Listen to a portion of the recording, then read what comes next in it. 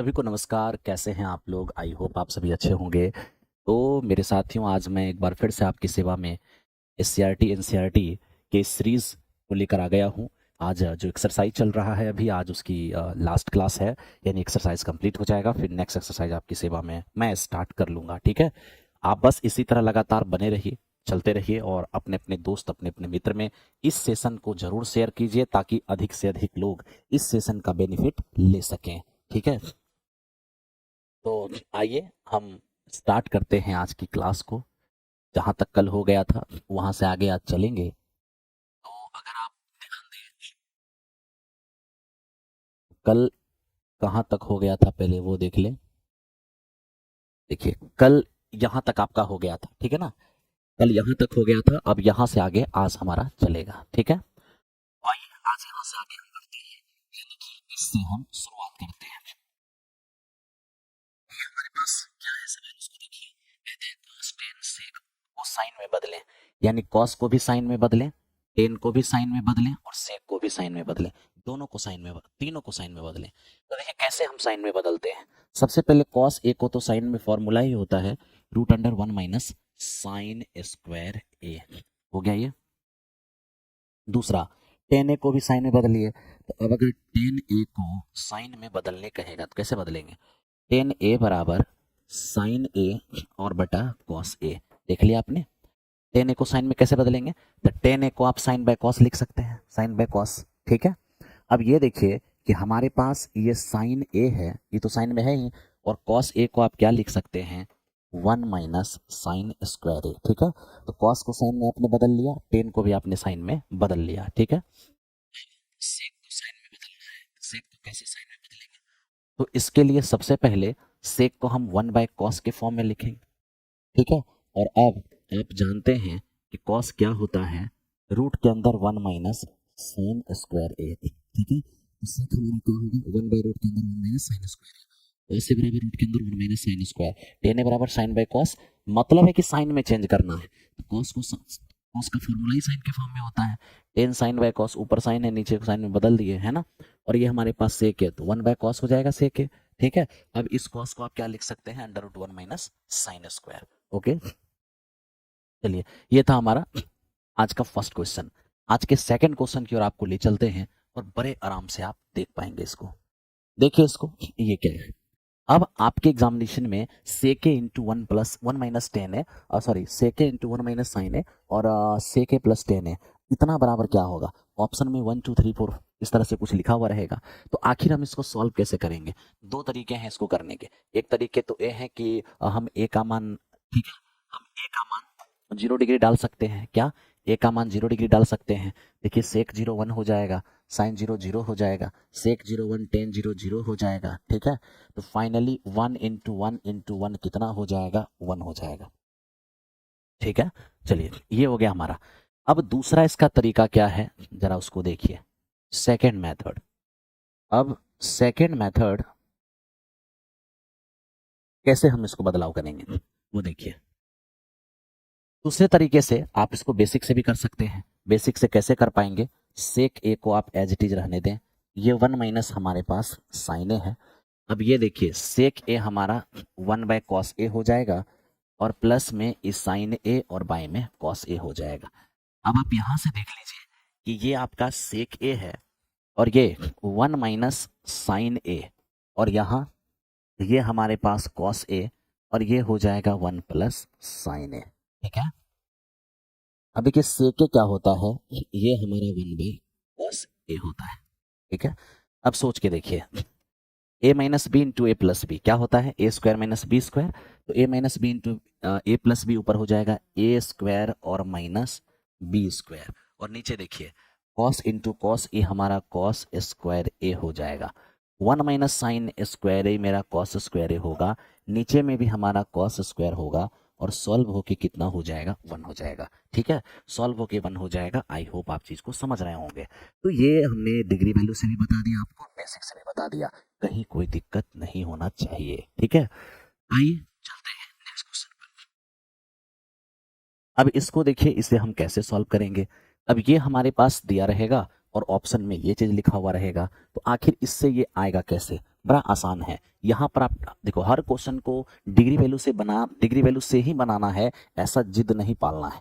कुछ क्वेश्चन ऐसे होते हैं जो डिग्री वैल्यू से भी पहले आप बना सकते हो, ठीक है। अब जैसे देखो यही सवाल है, अब देख रहे हैं कि कॉट माइनस कॉस है, कॉट प्लस कॉस है, cosec minus one, cosec plus one. तो आखिर हम ये कैसे काम करेंगे, देखिए कि कॉट अब माइनस कॉस है, तो कॉट ए बराबर क्या हो जाएगा, कॉस ए और बटा में साइन ए, माइनस ई हमारा कॉस ए है। नीचे देखिए cot A plus cos A, ये कॉट ए क्या है हमारा, कॉस ए और बटे में साइन ए, प्लस ये हमारे पास कॉस ए है। अब देखिए ऊपर से हमारा कॉस ए कॉमन आएगा, आप ऊपर से कॉस ए कॉमन लेंगे, 1/sin ए और माइनस 1, और नीचे से हमारा कॉस ए कॉमन आएगा, तो ये क्या होगा, 1/sin ए और प्लस 1। अब यहां से क्या होगा, कॉस से कॉस हमारा चला जाएगा, 1/sin क्या हो जाएगा मेरा, कॉसेक ए माइनस 1, और बटे 1/sin ए भी हमारा कॉसेक ए और प्लस 1। यही इस क्वेश्चन का आंसर है। आप देखिए कि एकदम एग्जैक्ट आपका यही सवाल, यही आपका आंसर था। बड़े आराम से आप इसको कर पाएंगे और कहीं कोई दिक्कत नहीं होगा, ठीक है। चलिए नेक्स्ट क्वेश्चन पे चलते हैं, देखते हैं क्या होता है। अगला सवाल, ये जो सवाल आप देख रहे हैं ये आपके एग्जामिनेशन के लिए MBBI है, कभी भी आपके एग्जामिनेशन के लिए ये आप धमक जाएगा और आप आराम से इसको बना पाएंगे। अब देखिए इसको बनाने का तरीका क्या होता है, सबसे पहले ये देखिए, सबसे पहला तरीका है इसको बनाने का, अगर क्वेश्चन हमारा साइन कॉस के फॉर्म में रहे, ठीक है। अगर क्वेश्चन, आंसर हटा देता हूं क्योंकि आंसर लेके आ जाऊंगा तो आपको ज्यादा अच्छा लगेगा, ठीक है। आंसर हटा देता हूं क्योंकि सॉल्व करेंगे तो आंसर ऑटोमेटिक आएगा, ठीक है। इसको बनाने के लिए जो सबसे बेहतरीन आइडिया है वो बेसिक आइडिया है, और बेसिक आइडिया का ही आप पालन कीजिएगा, ठीक है। तो इस सवाल को जब भी बनाना होगा, जब साइन कॉस के फॉर्म में होगा, आप क्या करना, अंश में जाना, न्यूमरेटर, और न्यूमरेटर में देखना कि साइन कॉस में कौन रेशियो है जो माइनस में है। तो न्यूमरेटर में गए, साइन कॉस में कॉस है माइनस में ना, कॉस है माइनस में ना, तो जो माइनस में हो, मतलब जो निगेटिव साइन के साथ हो, उसी से ऊपर नीचे आपको सभी पदों में भाग देना है, ठीक है। कॉस से नीचे में भी प्रत्येक पद में भाग दे दिए, और कॉस से ऊपर में भी प्रत्येक पद में भाग दे दिए, ठीक है। अब ध्यान दीजिए, साइन बाय कॉस क्या हो जाएगा, ये मेरा टेन थीटा हो जाएगा, माइनस कॉस बाय कॉस ये मेरा 1 हो जाएगा, और 1 बाय कॉस ये मेरा सेक हो जाएगा, ठीक है। अब डिनोमिनेटर में देखिए, ये साइन बाय कॉस ये मेरा टेन थीटा हो जाएगा, कॉस बाय कॉस ये मेरा 1 हो जाएगा, और 1 बाय कॉस ये मेरा सेक हो जाएगा। मेरे दोस्त आप देखो, आप चाहो तो इसको थोड़ा सजा सकते हो। थोड़ा सजाने का मतलब क्या है, पहले सेक 10 और लास्ट में 1 लिख सकते हो, यानी आप इसको ऐसे सजा सकते हो, सेक 10 और -1, यानी सेक को पहले लिख दिया, 10 को बीच में लिख दिया और 1 को लास्ट में लिख दिया। अब इसके लिखने के पीछे क्या कारण है, तो देखो एकदम बेसिक से मेरे दोस्त इसको बनाना है, क्योंकि ये बेसिक सवाल ही है, ठीक है। डिग्री वैल्यू में ज्यादा टाइम लग जाएगा इसको बनाने में। अब ये देखो, लास्ट में आपके पास 1, ध्यान रखना, ये जो आपके पास 1 है ना, अगर सेक 10 के फॉर्म में क्वेश्चन आ रहा है, ठीक, ये सेक 10 या कॉसेक कॉट के फॉर्म में दिखेगा, सेक 10 के फॉर्म में दिख रहा है आपको, न्यूमरेटर में जो ये 1 है, इस 1 के बदले आप सेक स्क्वायर माइनस 10 स्क्वायर ये लिख दो, ठीक है। और अब समझो, ये सेक स्क्वायर माइनस 10 स्क्वायर बराबर तो 1 ही होता है, ये हो गया ए स्क्वायर माइनस बी स्क्वायर, इसको आप क्या लिख सकते हो, ए प्लस बी और इंटू ए और माइनस बी, ठीक है। देखिए मैंने ऐसा क्यों लिखा, ताकि ये कॉमन आ जाए, सेक प्लस 10 यहां भी है, सेक प्लस 10 यहां भी है, आप सेक और प्लस 10 कॉमन कर लीजिएगा, तो यहां से क्या बचेगा, बीच में क्या है माइनस, ये कॉमन आ चुका है, ये आएगा तो माइनस कारण साइन बदलेगा, तो ये हो जाएगा आपका माइनस सेक, और माइनस माइनस प्लस ये आपका हो जाएगा 10, और बटे आप देख लीजिए, ठीक है, बटे में क्या है, tan theta minus sec theta और प्लस 1, ठीक है। अब आप देखिए, इससे ये मेरा कैंसिल आउट हो गया, अब ये मेरा रिजल्ट हो गया। तो अब आपका रिजल्ट आ चुका है, 1 प्लस में 1 प्लस में सेक माइनस में सेक माइनस में 10 प्लस में 10 प्लस में कट गया, आपका रिजल्ट आ गया सेक प्लस 10। तो या तो ऑप्शन में यही रिजल्ट होगा, या फिर ऑप्शन में ऐसा भी हो सकता है कि सेक को 1 बाय कॉस लिख दे और 10 को साइन बाय कॉस लिख दे, और ऑप्शन में वो ऐसे बना दे, कॉस कॉमन करके 1 प्लस साइन, ऑप्शन वैसा बना दे। या फिर ऐसा भी हो सकता है, या तो ऑप्शन में यही रहेगा या तो ऑप्शन में ये रहेगा और नहीं तो एक और चीज है जो ऑप्शन में हो सकता है, वो है सेक प्लस टेन। जो आप देख रहे हैं ना, कुछ नहीं, इसका साइन चेंज करके गुना भाग कर देगा, यानी सेक माइनस टेन से गुना और यहीं पर सेक माइनस टेन से भाग। ठीक है, अब देखिए ए plus B into A minus B, A square minus B square, ये आपका ए स्क्वायर और माइनस बी स्क्वायर, और नीचे हो जाएगा सेक माइनस टेन। ठीक है, तो आप देखिए ऊपर में ये क्या हो जाएगा, sec square minus tan square, ध्यान देना।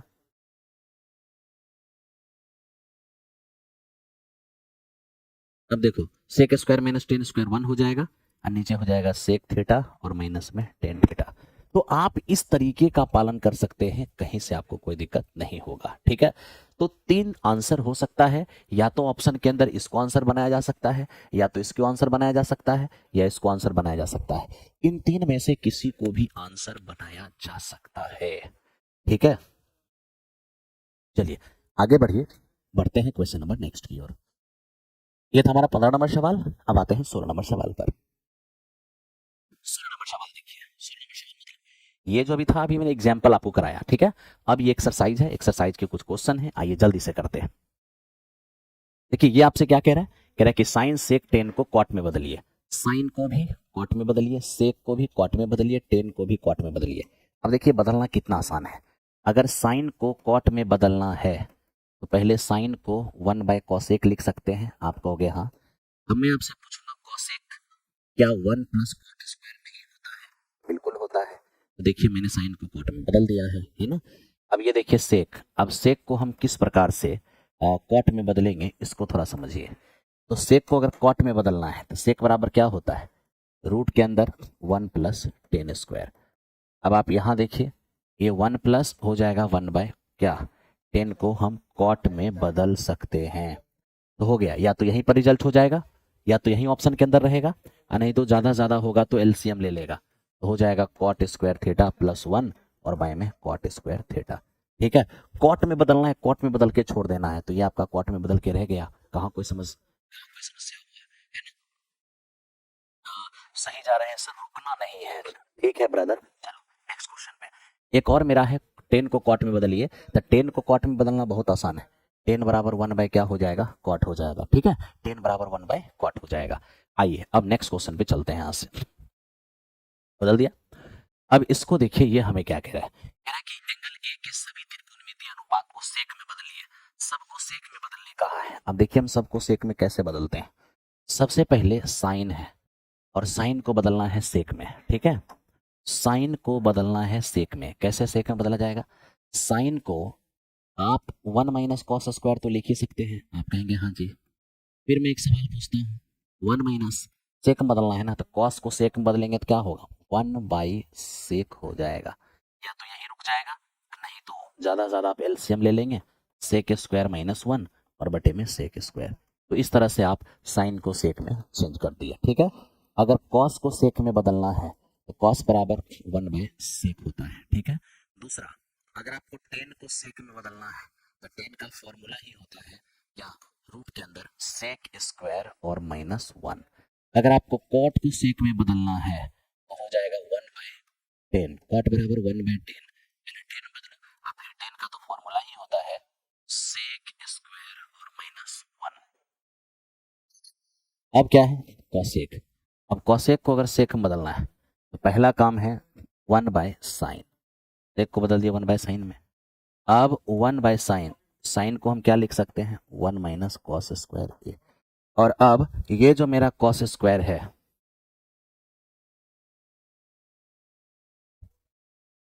ध्यान दीजिए, ये 1 माइनस,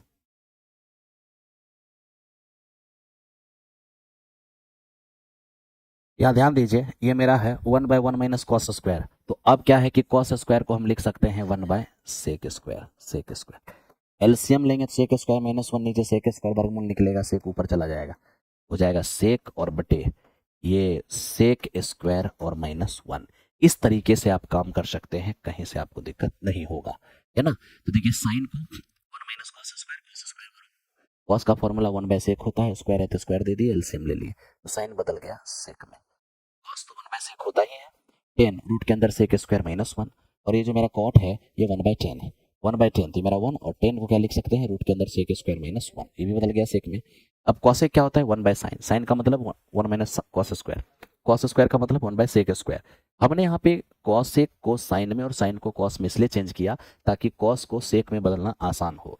उसके बाद एलसीएम लिया, तो एलसीएम जैसे ही लेंगे, सेक स्क्वायर माइनस 1/सेक स्क्वायर, सेक स्क्वायर का वर्गमूल नीचे सेक होगा जो ऊपर चला जाएगा, तो फाइनली यही रिजल्ट हो जाएगा। तो हमने सबको सेक में बदलने की कोशिश की और आपके सामने हमने करा दिया, ठीक है। चलो, तो आओ भाई, ये मेरा 2 नंबर क्वेश्चन था। अब हम चलते हैं 3 नंबर क्वेश्चन की ओर। 3 नंबर क्वेश्चन समझते हैं। देखिए ये क्या है, कह रहा है कि sine square 63 plus sine square 27 cos square 17 plus cos square 73 का क्या मान होगा। तो देखिए, आपको ये पता होना चाहिए कि sine square plus cos square बराबर 1, ये तो खानदानी फॉर्मूला है, लेकिन साइन स्क्वायर और प्लस साइन स्क्वायर भी 1 होता है, कॉस स्क्वायर प्लस में कॉस स्क्वायर भी 1 होता है, लेकिन कब, जब एंगल का योगफल 90 डिग्री हो जाए। तो देख लीजिए यहाँ पर sine square plus sine square ये भी 1 होगा, क्यों, क्योंकि एंगल का योगफल 90 है, और cos square plus cos square भी 1 होगा क्योंकि एंगल का योग 90 है। 1/1 क्या हो जाएगा, ये मेरा 1 हो जाएगा। आई होप कि आपको समस्या नहीं होगा, ठीक है ना। अब मेरे दोस्त यहाँ आइए, साइन 25 कॉस 65, कॉस 25 साइन 65। अगर आपको फॉर्मूले याद हैं तो sign A cos B cos A sine B, ये क्या होता है, ये होता है साइन ए प्लस बी, साइन ए प्लस बी, यानी हो जाएगा साइन 90, और साइन 90 का मान कितना होगा, 1 हो जाएगा, ठीक है। और एक तो ये तरीका है, लेकिन अगर फॉर्मूला याद नहीं है तो यही सवाल कैसे बनेगा। तो इसके लिए हमें एक को बदलना होगा, और इस बात का ध्यान रहे कि डिग्री को आपको सेम करना होगा, ठीक है भाई। अब ये देखिए, ये 25, ये 65, ये 25, ये 65, आप डिग्री को सेम कर दो, या तो दोनों में 25 को छेड़ो या दोनों में 65 को छेड़ो। अगर आप यहाँ पर 25 को छेड़ोगे तो क्या होगा, 25 में क्या जोड़ेंगे, 90 है, 25 में क्या जोड़ेंगे, 90, तो 65, साइन बदल के क्या कॉस हो जाएगा। यहाँ 25 को बदले हैं तो यहाँ भी 25 को ही बदलिए, 25 को कैसे बदलें, तो 25 में क्या जोड़ेंगे, 90, तो 65, और कॉस बदल के क्या हो जाएगा, साइन हो जाएगा। अब देखिए, कॉस 65 गुने कॉस 65 क्या हो जाएगा, कॉस स्क्वायर 65, साइन 65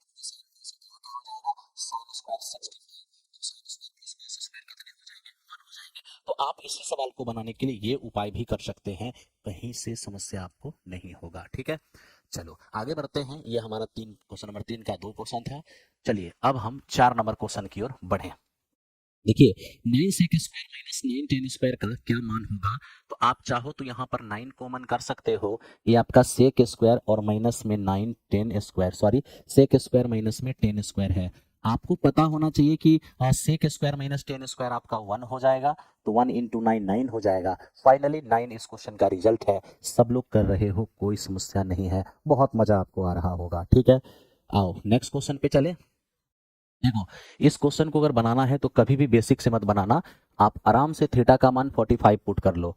हम ऐसे तो जब आंसर संख्या में है और क्वेश्चन इस तरह से रेशियो में है तो हमेशा हम 0 डिग्री पुट करते हैं, लेकिन 0 डिग्री पुट करने से कभी कभी नॉट डिफाइंड भी होने लगता है। आज 0 डिग्री पुट करिएगा ना तो टेन 0 0 साइन सेक 0 1 कॉट 0, देखिए अनडिफाइन यहाँ भी हो गया, और कॉसेक 0 भी नॉट डिफाइन होता है। तो कॉसेक 0 भी अनडिफाइन और कॉट 0 भी अनडिफाइन, तो अनडिफाइन अगर होने लगे तो 45 डालते हैं, इसलिए मैंने यहाँ पर 45 डाल दिया। अब 45 डालने से देखिए क्वेश्चन कितना आसान हो गया। ये मेरा टेन 45 है, ये मेरा सेक 45 है, ये मेरा कॉट 45 है, ये मेरा कॉसेक 45 है, ठीक है। अब आप यहाँ पर देखिए 1 और 1 कितने होंगे, 2, और ये मेरा हो गया प्लस में √2। अब यहाँ देखिए 1 और 1 कितने, 2, और माइनस का √2, a plus B into A minus B हो जाएगा a square minus B square, तो इसका आंसर कितने हो जाएंगे, 2। तो इस तरह से आपने देखा कि 2 इस क्वेश्चन का आंसर होगा। बहुत सारे भाई लोगों ने 2 बनाया है और कहीं समस्या किसी को हुआ नहीं है, ठीक है। तो ये था हमारा 2 नंबर सवाल। अब आइए 3 नंबर क्वेश्चन की ओर। ये कहता है कि sec plus 10 into 1 minus sine क्या होगा इसका मान। आप चाहो तो डिग्री वैल्यू पुट कर सकते हो, है ना। डिग्री वैल्यू पुट करोगे अगर तो थोड़ा कैलकुलेशन भी होगा, और चूंकि ऑप्शन में सेक कॉस एक साइन कॉस दोनों है तो दो दो ऑप्शन आंसर होने का डर भी रहेगा। लेकिन चलिए ध्यान दीजिए, आप चेक कर सकते हो, अगर मान लो कि 0 ही डिग्री रखना है तो सेक 0 हमारा 1 होगा, टेन 0 0 होगा, अब यहाँ 1 और साइन 0 0 होगा, फाइनली 1। तो 0 डिग्री रखने से 1 हो गया, तो 0 डिग्री रखने से 1 यहाँ भी होगा, और 0 डिग्री रखने से 1 यहाँ भी होगा। आई मीन दो दो ऑप्शन मैच करने का झंझट हो जाएगा। जब दो दो ऑप्शन मैच करने का झंझट हो तो आप उसे बेसिक से बनाइए, और वो भी इतना आसान क्वेश्चन है तो बेसिक से ही बना लीजिए, है ना। हालांकि डिग्री वैल्यू चेंज भी कर सकते हैं, डिग्री वैल्यू चेंज भी कर सकते हैं, ठीक है। तो डिग्री वैल्यू चेंज भी कर सकते हैं, तो मेरा कहना यह है कि डिग्री वैल्यू चेंज करेंगे तो मुझे 2 बार सॉल्व करना होगा, तो क्यों ना इतना आसान क्वेश्चन को बेसिक से ही कर लें। देखिए सेक का मतलब क्या होता है, ये हमारा 1/cos, और टेन का मतलब क्या होता है, ये मेरा साइन और बाई कॉस, ठीक है। एलसीएम लेंगे तो ऊपर में हमारा 1 प्लस साइन ए और नीचे में हमारा कॉस ए हो जाएगा, और इंटू ये 1 माइनस साइन ए है। अब ध्यान दीजिए, ए plus B into A minus B, A square minus B square, और यहाँ पर आप देख लीजिए हमारा कॉस ए है। अब सोच लीजिए कि 1 माइनस साइन स्क्वायर अगर ये देख रहे हैं जो कि कॉस स्क्वायर होगा, नीचे हमारे पास कॉस ए है, तो क्या फाइनली कॉस ए आंसर नहीं हो जाएगा इसका? बिल्कुल हो जाएगा। तो इस तरीके से कॉस ए इसका आंसर हो गया। आई होप आपको समझ में आया होगा, ठीक है। डायरेक्ट साइन कॉस में बदल दीजिए, फॉर्मूला हो जाएगा। हाँ हाँ बिल्कुल सही आप कह रहे हो, और मैंने वही काम तो किया है, कोई दिक्कत नहीं है, ठीक है ना। बाकी आप डिग्री वैल्यू से भी कर सकते थे। मान लीजिए कि थीटा का मान हमने 0 ही माना था, 0 ही माना था, तो सेक 0 1 और टेन 0 0, 1 माइनस साइन 0 0 तो 1 हो गया। अब 0 डिग्री ऑप्शन में रखिए, 0 डिग्री रखने से हमारा 0 डिग्री रखने से यहाँ 1 होगा, और 0 डिग्री रखने से यहाँ पर 1 होगा, तो ये आंसर होगा, और नहीं तो ये आंसर होगा। इन दोनों के आंसर होने के कोई चांस नहीं है। अब सवाल है कि इन दोनों में कौन आंसर होगा, तो बस इसके लिए आप डिग्री वैल्यू चेंज कर दीजिए। अब डिग्री वैल्यू चेंज करने का मतलब है कि आप 45 डाल दीजिए। अब जैसे ही 45 डालिएगा तो ये देखिए सेक 45 है, ये आपके पास टेन 45 है, और ये 1 माइनस 1 बाय ये साइन 45 है। यहाँ से आप देख लीजिए √2 + 1 ये हो जाएगा √2 - 1, सॉल्व करेंगे ऊपर 1 और नीचे में √2 रहेगा। अब देखिए 45 डिग्री डालने से कहाँ 1/√2 है। अब यहाँ 45 जैसे ही डालेंगे तो यहीं पर 45 के लिए, यानी 45 के लिए यहीं पर 1/√2 आएगा, यहाँ पर तो आपका √2 आएगा 45 के लिए, इसलिए ये आंसर नहीं होगा। आपका आंसर हमारा ऑप्शन नंबर डी होगा। ऐसा नहीं कि हम डिग्री वैल्यू से बना नहीं सकते हैं, अगर आप डिग्री वैल्यू से बनाएंगे तो इस तरह से दो ऑप्शन मैच करेगा, थीटा का मान चेंज करेंगे, एक ऑप्शन पर आ जाएगा, कहीं से दिक्कत नहीं होगा, ठीक है। आओ भाई क्वेश्चन नंबर नेक्स्ट। अब देखो सब कुछ होगा, अभी मैंने एनसीईआरटी शुरू किया है, एनसीईआरटी जैसे ही कंप्लीट होगा फिर हम सेट लेके आ जाएंगे, प्लेटफॉर्म वाली जो सेट है उसको सॉल्व कराने लगेंगे, काहे टेंशन ले रहे हैं आप। 1 + tan square by 1 + cot square क्या होगा इसका वैल्यू, तो 1 + टेन स्क्वायर ये हमारा हो जाएगा सेक स्क्वायर, और 1 + कॉट स्क्वायर ये हमारा हो जाएगा कॉसेक स्क्वायर, ठीक है। अब आपको पता होना चाहिए कॉसेक स्क्वायर ऊपर जाके साइन स्क्वायर हो जाएगा, और सेक स्क्वायर नीचे आके कॉस स्क्वायर हो जाएगा, तो sine square by cos square क्या हो जाएंगे, तो ये हमारा टेन स्क्वायर हो जाएगा। तो इस प्रकार ऑप्शन नंबर डी इस क्वेश्चन का आंसर हो जाएगा, ठीक है। क्या उम्मीद करें कि आपसे बन रहा होगा, ठीक है, थैंक यू।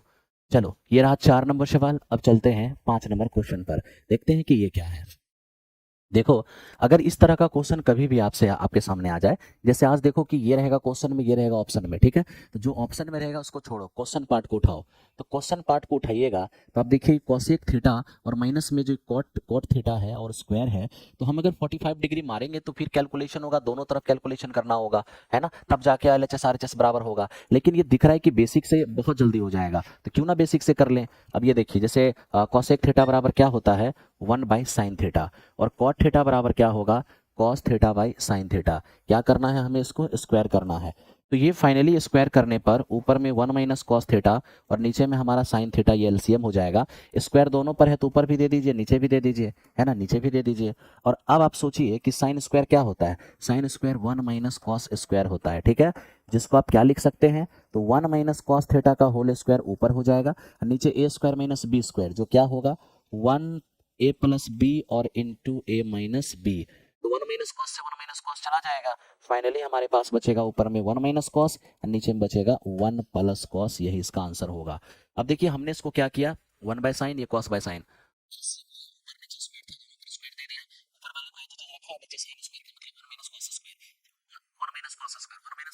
को हम a square minus B square के फॉर्म में लिखेंगे तो 1 का स्क्वायर cos का स्क्वायर, तो a square minus B square a + b into a minus b होता है। अब 1 माइनस कॉस से एक 1 माइनस कॉस ऊपर में कट जाएगा, तो ऊपर बचेगा एक 1 माइनस कॉस और नीचे में बचेगा हमारा 1 + कॉस, यही तो हमारा रिजल्ट है। तो बहुत सारे ऐसे सवाल होते हैं जिसको आप बड़े आराम से कर सकते हो, कोई दिक्कत नहीं होने वाला है, ठीक है। चलिए आइए बढ़ते हैं क्वेश्चन नंबर नेक्स्ट की ओर। इस पर आइए, इसको देखिए ये क्या है। अब देखो मेरे दोस्त हमारे पास सवाल है एकदम बहुत आसान सवाल, तो कैसे, अरे इसको छोड़िए ना, आप डिग्री वैल्यू पुट करो, ठीक है। आप ऑप्शन बनाया होता तो डिग्री वैल्यू पुट करते, 90 डिग्री पुट करते, है ना, चाहे 0 डिग्री पुट करते, आराम से हमारा काम होता। लेकिन मेरे दोस्त अगर 45 पुट करेंगे तो थोड़ा कैलकुलेशन होगा।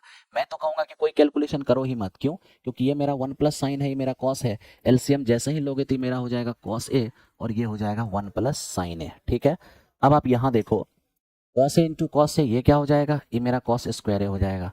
1 प्लस साइन ए, 1 प्लस साइन ए को गुना करोगे, 1 प्लस साइन ए का होल स्क्वायर। ठीक है, अब ये देखिए, ये मेरा कॉस स्क्वायर है और 1 माइनस साइन स्क्वायर को, 1 प्लस साइन स्क्वायर को यहीं पर काम करें, cos into cos, cos square, 1 plus sign, 1 plus sign, 1 plus sign का होल स्क्वायर हो जाएगा ए स्क्वायर प्लस में 2ab और प्लस में बी स्क्वायर। ठीक है, तो अब क्या होगा, तो देखिए जरा ध्यान से, cos square plus sine square, ऊपर हमारा 1 हो जाएगा और प्लस, ठीक है, cos square plus sine square 1 हो गया और ये 1 प्लस 2 साइन है, ये है 1 प्लस 2 साइन है, ये है, और नीचे क्या हो जाएगा, ये हो जाएगा कॉस ए और ये 1 प्लस साइन ए। अब देखिए यहाँ 1 1 कितने हो गए, तो 1 1 यहाँ पर 2 हो गए, तो 2 प्लस 2 साइन ए में 2 कॉमन आएगा, तो 1 प्लस साइन ए ऊपर भी आपको दिखेगा और नीचे आप देखो कॉस ए को अगर साइड रखो तो 1 प्लस साइन ए आपको नीचे भी दिखेगा। तो क्यों ना हम 1 प्लस साइन ए को 1 प्लस साइन ए से काट दें, तो मेरे दोस्त ये 2 बाई कॉस ए, ये हमारा हो जाएगा 2 सेक ए। 2 सेक ए इसका रिजल्ट होगा। आपने बड़े प्यार से किया था और कोई दिक्कत आपको नहीं हुआ होगा। मेरे दोस्त एक बात याद रखना कि वनडे एग्जामिनेशन रेलवे एसएससी का जो अटेम्प्ट है वो एक अलग अटेम्प्ट है और टीआरई का अटेम्प्ट एक अलग अटेम्प्ट है। जरा सा भी मिस्टेक टीआरई में आपको डुबा सकता है, इसलिए ध्यान रखना कि हम टीआरई में ज़्यादा रिस्क ट्रिकी सॉल्यूशन लेकर नहीं लेंगे। जहाँ पे दोहरा भी ऑप्शन का मामला बनेगा तो हम उसको जब तक एग्जैक्ट आंसर तक नहीं आएंगे तो लगाना कभी कभी आपके लिए नुकसानदेह हो सकता है। ठीक है मेरे दोस्त, ध्यान रखना इस चीज़ को। ओके, आओ अब इसे देखो कि ये क्या है। ये देखो, ये एक ऐसा सवाल है, tan A by 1 minus cot A, cot A by 1 minus tan A. ये एक ऐसा क्वेश्चन है जिसका दो आंसर पॉसिबल है। ऐसा कोई ऐसा बुक नहीं, कोई ऐसा मैगजीन नहीं जहां पर मेरे दोस्त ये सवाल अवेलेबल ना होगा। हम आपको तरीका ऐसा बताते हैं जिससे कि आपको आंसर ही याद रहेगा इसका। इसका एक आंसर हो सकता है 1 प्लस टेन थीटा और प्लस में कॉट थीटा। तो इसका एक answer 1 plus tan plus cot हो सकता है और इसका एक answer 1 plus sec into cosec हो सकता है। यही दोनों ऑप्शन बन सकते हैं, ये दोनों के अलावा ऑप्शन नहीं बनेगा। और ध्यान दो, ये दोनों के अलावा आपको ऑप्शन दिखेगा ही नहीं। और ये एक ऐसा सवाल है जिसको जिंदगी में एक ही बार बनाना होता है, दोबारा नहीं, क्योंकि दोबारा आंसर टिक हो जाता है। ठीक है, अब देख लीजिए आप ही, ये tan A by 1 plus 1 minus cot A, क्या हम कर सकते हैं, तो टेन थीटा को टेन थीटा रहने दो और ये कॉट को आप 1 बाई टेन तो लिख ही सकते हो, बिल्कुल लिख सकते हैं, मतलब एक रेशियो में कन्वर्ट कर लो।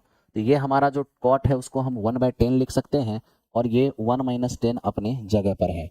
अब यहाँ देखिए एलसीएम कुछ भी नहीं, तो नीचे में 1 है तो एलसीएम 10 होगा, एलसीएम 10 है कि होके ऊपर चला जाएगा, एलसीएम यहाँ का 10 ऊपर जब जाएगा तो बन जाएगा 10 स्क्वायर थीटा और नीचे 10 और माइनस 1, ये हमारा हो जाएगा 10 माइनस 1 प्लस ये क्या होगा 1 और बाई 10 का यहाँ मल्टीप्लाई हो जाएगा, यानी 10 थीटा 1 माइनस 10 थीटा। यानी आप ये समझिए कि 10 by 1 by 1 minus 1 by 10, cot को मैंने 10 में कन्वर्ट किया, एलसीएम लिया 10, एलसीएम वाला 10 ऊपर चला गया, यहाँ 10 माइनस 1 दिख गया आपको। अब यहाँ देखिए 1 बाय 10 नीचे कॉट को लिखा है 1 बाय 10, नीचे 1 माइनस 10, तो ये वाला 10 यहाँ आ जाएगा, बिल्कुल यहाँ पर आ गया। अब हम यहाँ पर क्या देख रहे हैं, देखिए ही रहे हैं कि ये मेरा 10 माइनस 1 है, यहाँ 1 माइनस 10 है, एलसीएम लेना टफ हो जाएगा। तो अगर यहाँ 10 माइनस 1 है तो यहाँ भी 10 माइनस 1 कीजिए, इसके लिए आप माइनस कॉमन कर लीजिए, माइनस कॉमन कीजिएगा तो जो माइनस में है वो प्लस में हो जाएगा, जो प्लस में है वो माइनस में हो जाएगा। तो अब यहाँ भी हो गया 10 माइनस 1, तो 10 माइनस 1 यहाँ भी, 10 माइनस 1 यहाँ भी, एलसीएम लीजिए, तो एलसीएम लीजिएगा तो 10 10 माइनस 1, 10 माइनस 1 में से कॉमन हो जाएगा तो ये हो जाएगा 10 माइनस 1।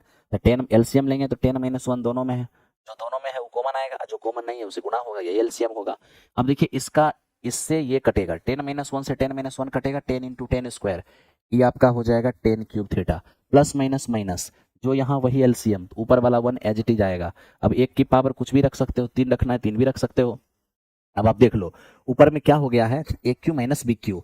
अब आपको पता है कि A cube minus B cube क्या होता है, ए माइनस बी और into A square plus A B और प्लस बी स्क्वायर। ठीक है, इसी फॉर्मूला पर तोड़िए। अब A cube minus B cube, ये मेरा हो जाएगा ए माइनस 1। ठीक है, यहाँ पर ए स्क्वायर प्लस बी स्क्वायर और प्लस ए बी, तो 10 इंटू 1 10 हो जाएगा। और डिनोमिनेटर में आइए, तो डिनोमिनेटर में हमारे पास ये 10 है और ई हो जाएगा 10 - 1। ठीक है, अब देखिए इससे ही मेरा कैंसिल आउट हो गया। अब आप मेरे दोस्त भाग दीजिए। ठीक है, 10²/10 अलग अलग, इन तीनों में अलग अलग 10 से भाग होगा। 10²/10 ये आपके पास 10 हो जाएगा, प्लस 1/10 थीटा ये आपके पास कॉट थीटा हो जाएगा, और 10/10 ये आपके पास 1 हो जाएगा। आप देखिए ये वाला सीन आपको दिख गया। ठीक है, लेकिन आपको ये वाला सीन भी लाना है, तो देखिए ये वाला सीन हम कैसे लेके आते हैं, इसको साइन कॉस में कन्वर्ट कीजिए। अगर आप इसको साइन कॉस में कन्वर्ट कीजिएगा तो ये मेरे पास साइन बाय कॉस हो जाएगा, और ये हमारे पास कॉस बाय साइन हो जाएगा +1। ठीक है, अब देखो इसके नीचे कुछ भी नहीं तो एक है जी, आप एलसीएम ले लीजिए। तो एलसीएम लीजिएगा तो ये हमारा हो जाएगा साइन इंटू कोस। देखिए कॉस से कॉस गया, sine into sine, sine square हो जाएगा। ठीक है, और साइन से साइन गया, cos into cos, cos square हो जाएगा, और यहाँ पर 1 है तो ये वाला पूरा पूरा यहाँ आ जाएगा साइन और इंटू कॉस। अब आप सोच सकते हैं कि sine square plus cos square ये मेरा 1 होगा, और प्लस में इस साइन और इंटू कॉस, और बाई में साइन इंटू कॉस है। तो ऐसा करो साइन इंटू कॉस अलग अलग कर दो। साइन इंटू कॉस इसमें बटा में भी आ सकता है, और साइन इंटू कॉस इसके बटा में भी आ सकता है। फिर से एलसीएम लेंगे तो वही हो जाएगा। अब देखो 1/साइन क्या होगा, ये मेरे पास cos1 होगा, और 1/cos क्या हो जाएगा, ये मेरे पास सेक हो जाएगा, प्लस साइन इंटू कॉस से साइन इंटू कॉस ये मेरा 1 हो जाएगा। मेरे दोस्त इस वक्त आप में से बहुत सारे भाई को लगा होगा कि सर आप ऑप्शन पुट कर देते तो ज्यादा अच्छा होता। मैं नहीं कह रहा हूं कि आप गलत हो, आप बिल्कुल सही हो। आप ऑप्शन भी पुट करोगे तो भी आपका आंसर आएगा, लेकिन मेरे दोस्त एक बात बताऊं, मैं ये चाहता हूं तुम ऑप्शन पुट करके इसको सॉल्व करना चाहते हो, और मैं ये चाहता हूं कि जीवन में कभी दोबारा ये क्वेश्चन दिखे तो सॉल्व करना ही ना पड़े। तो मेरे और आपके सोचने में यही अंतर है, किस क्वेश्चन को किस तरीके से बता दिया जाए कि आपको हमेशा याद रहे, यही कला होता है। ठीक है, तो इस सवाल को अगर डिग्री वैल्यू 45 डिग्री चाहे 60 डिग्री चाहे 30 डिग्री डाल के हम बनाते कोई दिक्कत नहीं था, आप भी बनाए होंगे, लेकिन आपको बनाना पड़ता दोबारा जब पेपर में क्वेश्चन आता। लेकिन ये जो हमने तरीका बताया ना, तो इस तरीके से क्या हुआ कि आपको पेपर में जब भी ये क्वेश्चन दिखेगा तो बनाने की जरूरत नहीं पड़ेगा, क्योंकि या तो यही ऑप्शन में होगा नहीं तो यही ऑप्शन में होगा, और दोनों ऑप्शन को आपने बनते देखा है तो टिक हो जाएगा आंसर, और आपको कुछ भी सोचना नहीं पड़ेगा। ठीक है, देखिए कोई भी बैच, आप एकमात्र ऐसा लड़का है इतने हजारों हजार लड़का में जिनको आवश्यकता से ज्यादा समस्या है ना।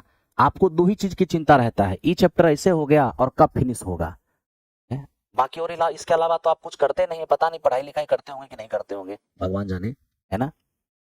थोड़ा संयम रखिए और संयम से काम कीजिए और पढ़ाने दीजिए, समझिए। आपके सवाल कभी खत्म नहीं होते। कुछ इंसान ऐसे होते हैं जिनकी जिंदगी कभी सवालों से बाहर निकलता ही नहीं है। आप जिंदगी से थोड़ा बाहर निकल के, सवालों की जिंदगी से बाहर निकल के देखिए, बहुत बड़ी दुनिया है और बहुत बेहतरीन दुनिया है। ठीक है, जब सिलेबस खत्म होगा क्या कैसे होगा, मैंने हर बैच के अंदर बोला है कि एग्जामिनेशन से 1 महीने पहले मैं सिलेबस खत्म करूंगा, एग्जामिनेशन से 1 महीना पहले, क्योंकि मुझे रिजल्ट चाहिए। मैं सिर्फ सिलेबस खत्म करने के लिए नहीं पढ़ाता हूँ, मैं रिजल्ट के लिए पढ़ाता हूँ, और इसीलिए मेरा सिलेबस हमेशा एग्जामिनेशन के पास तक जाता है, और मैं साथ साथ प्रैक्टिस भी कराता हूँ, सारा चीज कराता हूँ, है ना। इसलिए थोड़ा पेशेंस रखिए, बाकी आपको कौन क्या कह सकता है। अब ये देखिए ये क्या होगा और किस प्रकार से हम इसको बना सकेंगे। देखिए बनाने के बहुत सारे तरीके हैं, डिपेंड करता है कि आप चाहते क्या हैं। अब जैसे देखिए यही सवाल है, इधर सेक है इधर कॉस है, तो फिर क्या करें, इस सवाल को कैसे बना लें। तो आप यहाँ पर डिग्री वैल्यू पुट कर सकते हैं, क्योंकि हमारे पास ये ऑप्शन में रहेगा। 45 डिग्री पुट करेंगे, कहानी खत्म हो जाएगा। अब जैसे देखिए ना, मान लीजिए कि अभी हम 45 डिग्री पुट करते हैं, 45 डिग्री जैसे पुट करेंगे ये मेरा √2 हो जाएगा और ये भी मेरा √2 हो जाएगा। तो फाइनली √2 ऊपर दिखेगा और नीचे में आपको √2 दिखेगा, है ना। ये दिखेगा आपको। अगर वही चीज 45 आप यहाँ डालते हैं तो देखिए यहाँ क्या होगा, ये 1/2 हो जाएगा, और आप यहाँ देखिए 1 माइनस ये 1 हमारा √2 होगा। अब आप जब एलसीएम लेंगे तो 1/2 और नीचे एलसीएम लेंगे तो √2 - 1/√2, ये √2 हमारा ऊपर चला जाएगा और नीचे रह जाएगा √2 - 1। आप अगर रेशनलाइज करते हैं तो √2 - 1 है ना, तो √2 + 1 से गुणा कर दीजिए और √2 + 1 से भाग कर दीजिए। तो आप देख लीजिए कि यहाँ से ये कट गया हमारा √2 टाइम्स में, ठीक है। तो ऊपर हो गया हमारा √2 + 1 और नीचे ये मेरा √2 है, और ये a - b × a + b, a² - b² तो 2 - 1, तो ये मेरा हो जाएगा √2 + 1 और बाई में √2। ठीक है, तो देखिए आप दोनों तरफ आपको सेम चीज दिख गया, यानी आप 45 डिग्री डाल करके आराम से चेक कर पाओगे कि मेरा कौन सा आंसर होगा। ठीक है, तो क्वेश्चन पार्ट में ये रहेगा, ऑप्शन में ये रहेगा, आप 45 डालोगे तो मेरे दोस्त जो इसका रिजल्ट होगा वही आपको इसका रिजल्ट दिख जाएगा, बस आप आंसर लगा दोगे। ठीक है, इसको बस आंसर टिक कर दोगे। तो बहुत सारे सवाल हैं जिसको डिग्री वैल्यू से आप काम कर सकते हैं, कहीं से आपको दिक्कत नहीं होगा। ठीक है भाई, आओ अब इस सवाल को देखो कि इसे कैसे सॉल्व करते हैं। मैंने कुछ ही देर पहले आपको इस प्रकार का एक सवाल एग्जाम्पल में बताया था, अब देखो उसी प्रकार का सवाल एक्सरसाइज में आ गया। क्या करना है थोड़ा इस बात को समझना मेरे दोस्त, ये cos minus sine plus one और cos plus sine minus one. देखो इस तरह के क्वेश्चन को जब भी बनाओगे तो मैंने कहा कि न्यूमरेटर में जाइए और जो रेशियो माइनस साइन के साथ है उसी से ऊपर नीचे सभी पदों में भाग दीजिए। तो ऊपर में साइन हमारा माइनस में है तो क्या करेंगे, साइन अगर माइनस में है तो साइन से ही ऊपर नीचे प्रत्येक पद में हम भाग देंगे, ऊपर नीचे प्रत्येक पद में हम भाग देंगे, साइन से ही ऊपर नीचे प्रत्येक पद में हम भाग देंगे। ठीक है, अब ये देखिए कॉस बाय साइन ये मेरा क्या हो जाएगा, कॉट हो जाएगा, ये मेरा माइनस साइन बाय साइन ये मेरा वन हो गया, और वन बाय साइन ये मेरे पास कोसेक हो गया। ठीक है, बटे कॉस बाय साइन ये मेरा कॉट हो जाएगा, साइन बाय साइन ये मेरा वन हो जाएगा, और वन बाय साइन ये मेरा हो जाएगा कॉसेक। ठीक, अब ये देखिए कॉसेक आप चाहो तो सजा के लिख सकते हो थोड़ा, कॉसेक और कॉट को एक साथ लिख लो। आप जैसे ही सजाओगे कॉसेक वाला को एक साथ लिख लो, कॉट वाले को एक साथ लिख लो, और माइनस में वन है उसको यहाँ लिख लो। और अब क्या करना है, तो फिर वही काम करना है, क्या न्यूमरेटर में जाना है, इस वन के बदले कॉसेक और कॉट में वैल्यू पुट करना है। तो ये मेरा हो जाएगा कॉसेक स्क्वायर और माइनस में कॉट स्क्वायर, क्यों, क्योंकि cosec square minus cot square ही मेरा वन होता है। ठीक है, अब देख लो A square minus B square को क्या हम ए प्लस बी और इंटू क्या ए माइनस बी नहीं कर सकते हैं, बिल्कुल कर सकते हैं। अब देखिए दोनों में से कुछ कॉमन आपको दिखेगा, अगर दोनों में से कुछ कॉमन लेना चाहिएगा तो कॉसेक प्लस कॉट कॉमन दिखेगा, तो आप क्या करिए कॉसेक प्लस कॉट को कॉमन कर लीजिए। कॉसेक प्लस कॉट को कॉमन करते हैं, यहाँ से आपको वन दिखेगा और ये बीच में है माइनस। अब इसको और इसको आपने कॉमन किया था तो यही बचा है, तो वो जो है इस माइनस साइन के कारण बदलेगा चिन्ह उसका, माइनस हो जाएगा कॉसेक। ठीक है, और माइनस माइनस प्लस ये मेरा हो जाएगा कॉट। अब ध्यान दीजिए नीचे क्या है, ये मेरा कॉट प्लस वन और माइनस में कॉसेक। ठीक है, आप इसको देखिए कि इससे ये आपका कैंसिल आउट हो गया, क्या बचा है मेरा, तो मेरा बचा है कॉसेक ए और प्लस में कॉट ए। ठीक है, बहुत कुछ करेंगे, आंसर तो आपका आ गया जो आपका आंसर था, लेकिन बहुत कुछ करेंगे तो उसको आप ऐसे कर सकते हैं, कॉसेक को वन बाय साइन कर सकते हैं और कॉट को आप कॉस बाय साइन कर सकते हैं, यानी इसी क्वेश्चन का ऑप्शन वन बाय कॉस और बटे साइन हो जाएगा। तो या तो ये ऑप्शन में होगा या तो ये ऑप्शन में होगा, दोनों में से यही कोई ऑप्शन में होगा और आपको कोई दिक्कत नहीं होगा। ठीक है, तो चलिए मेरे दोस्त आज की कहानी मैथ का यहीं पर रुकेगा, अब इसके बाद साइंस का ऑपरेशन आपके लिए स्टार्ट हो जाएगा। और स्वागत है आशीष सर का, आशीष सर आते हैं साइंस को फिर पूरी तरीके से आपके सामने जिस तरह से लेकर चलते हैं, एक बार फिर से साइंस में आप सभी का स्वागत है। तो आइए सर, और फिर हम मिलेंगे कल अपने टाइम पर, याद रखना है कि 12:15 पर मैथ है और 1 बजे आपका साइंस है। लगातार इसी तरह से आप लोग स्टडी करते रहिए, काम करते रहिए, आपका फ्यूचर अच्छा होगा। धन्यवाद।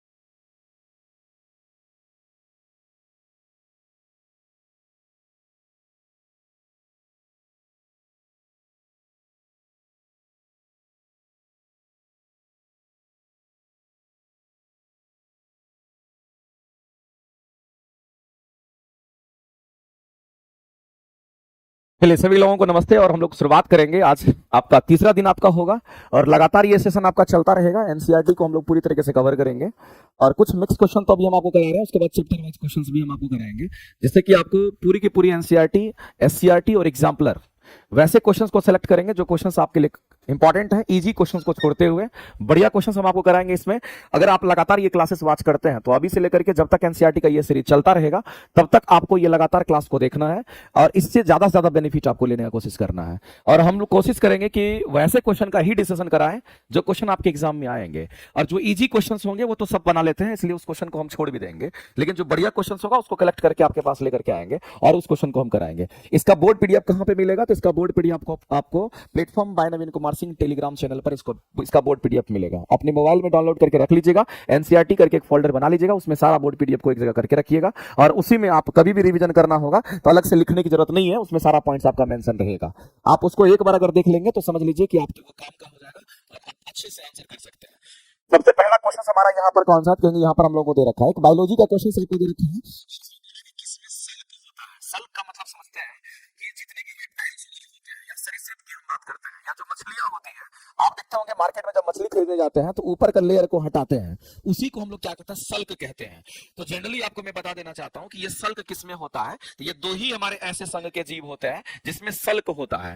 एक तो हमारा यहां पर हम कहेंगे कि पैसिज होगा जिसको हम लोग मछली कहते हैं, और दूसरा हमारा सरीसृप होगा जिसको रेप्टाइल्स के नाम से हम लोग जानते हैं। तो आपको ध्यान रखना, अगर सल्क की बात करते हैं तो इन्हीं दोनों में सल्क हमारा होता है। इसका मतलब इन सब में हमारा सल्क नहीं होता है, इन सब में सल्क हमारा नहीं होता है। तो आंसर करेंगे हमारा कौन सा? 2 और 3 हमारा करेक्ट हो जाएगा और इस क्वेश्चन का अगर आंसर करेंगे तो ऑप्शन नंबर सी हमारे राइट हो जाएंगे।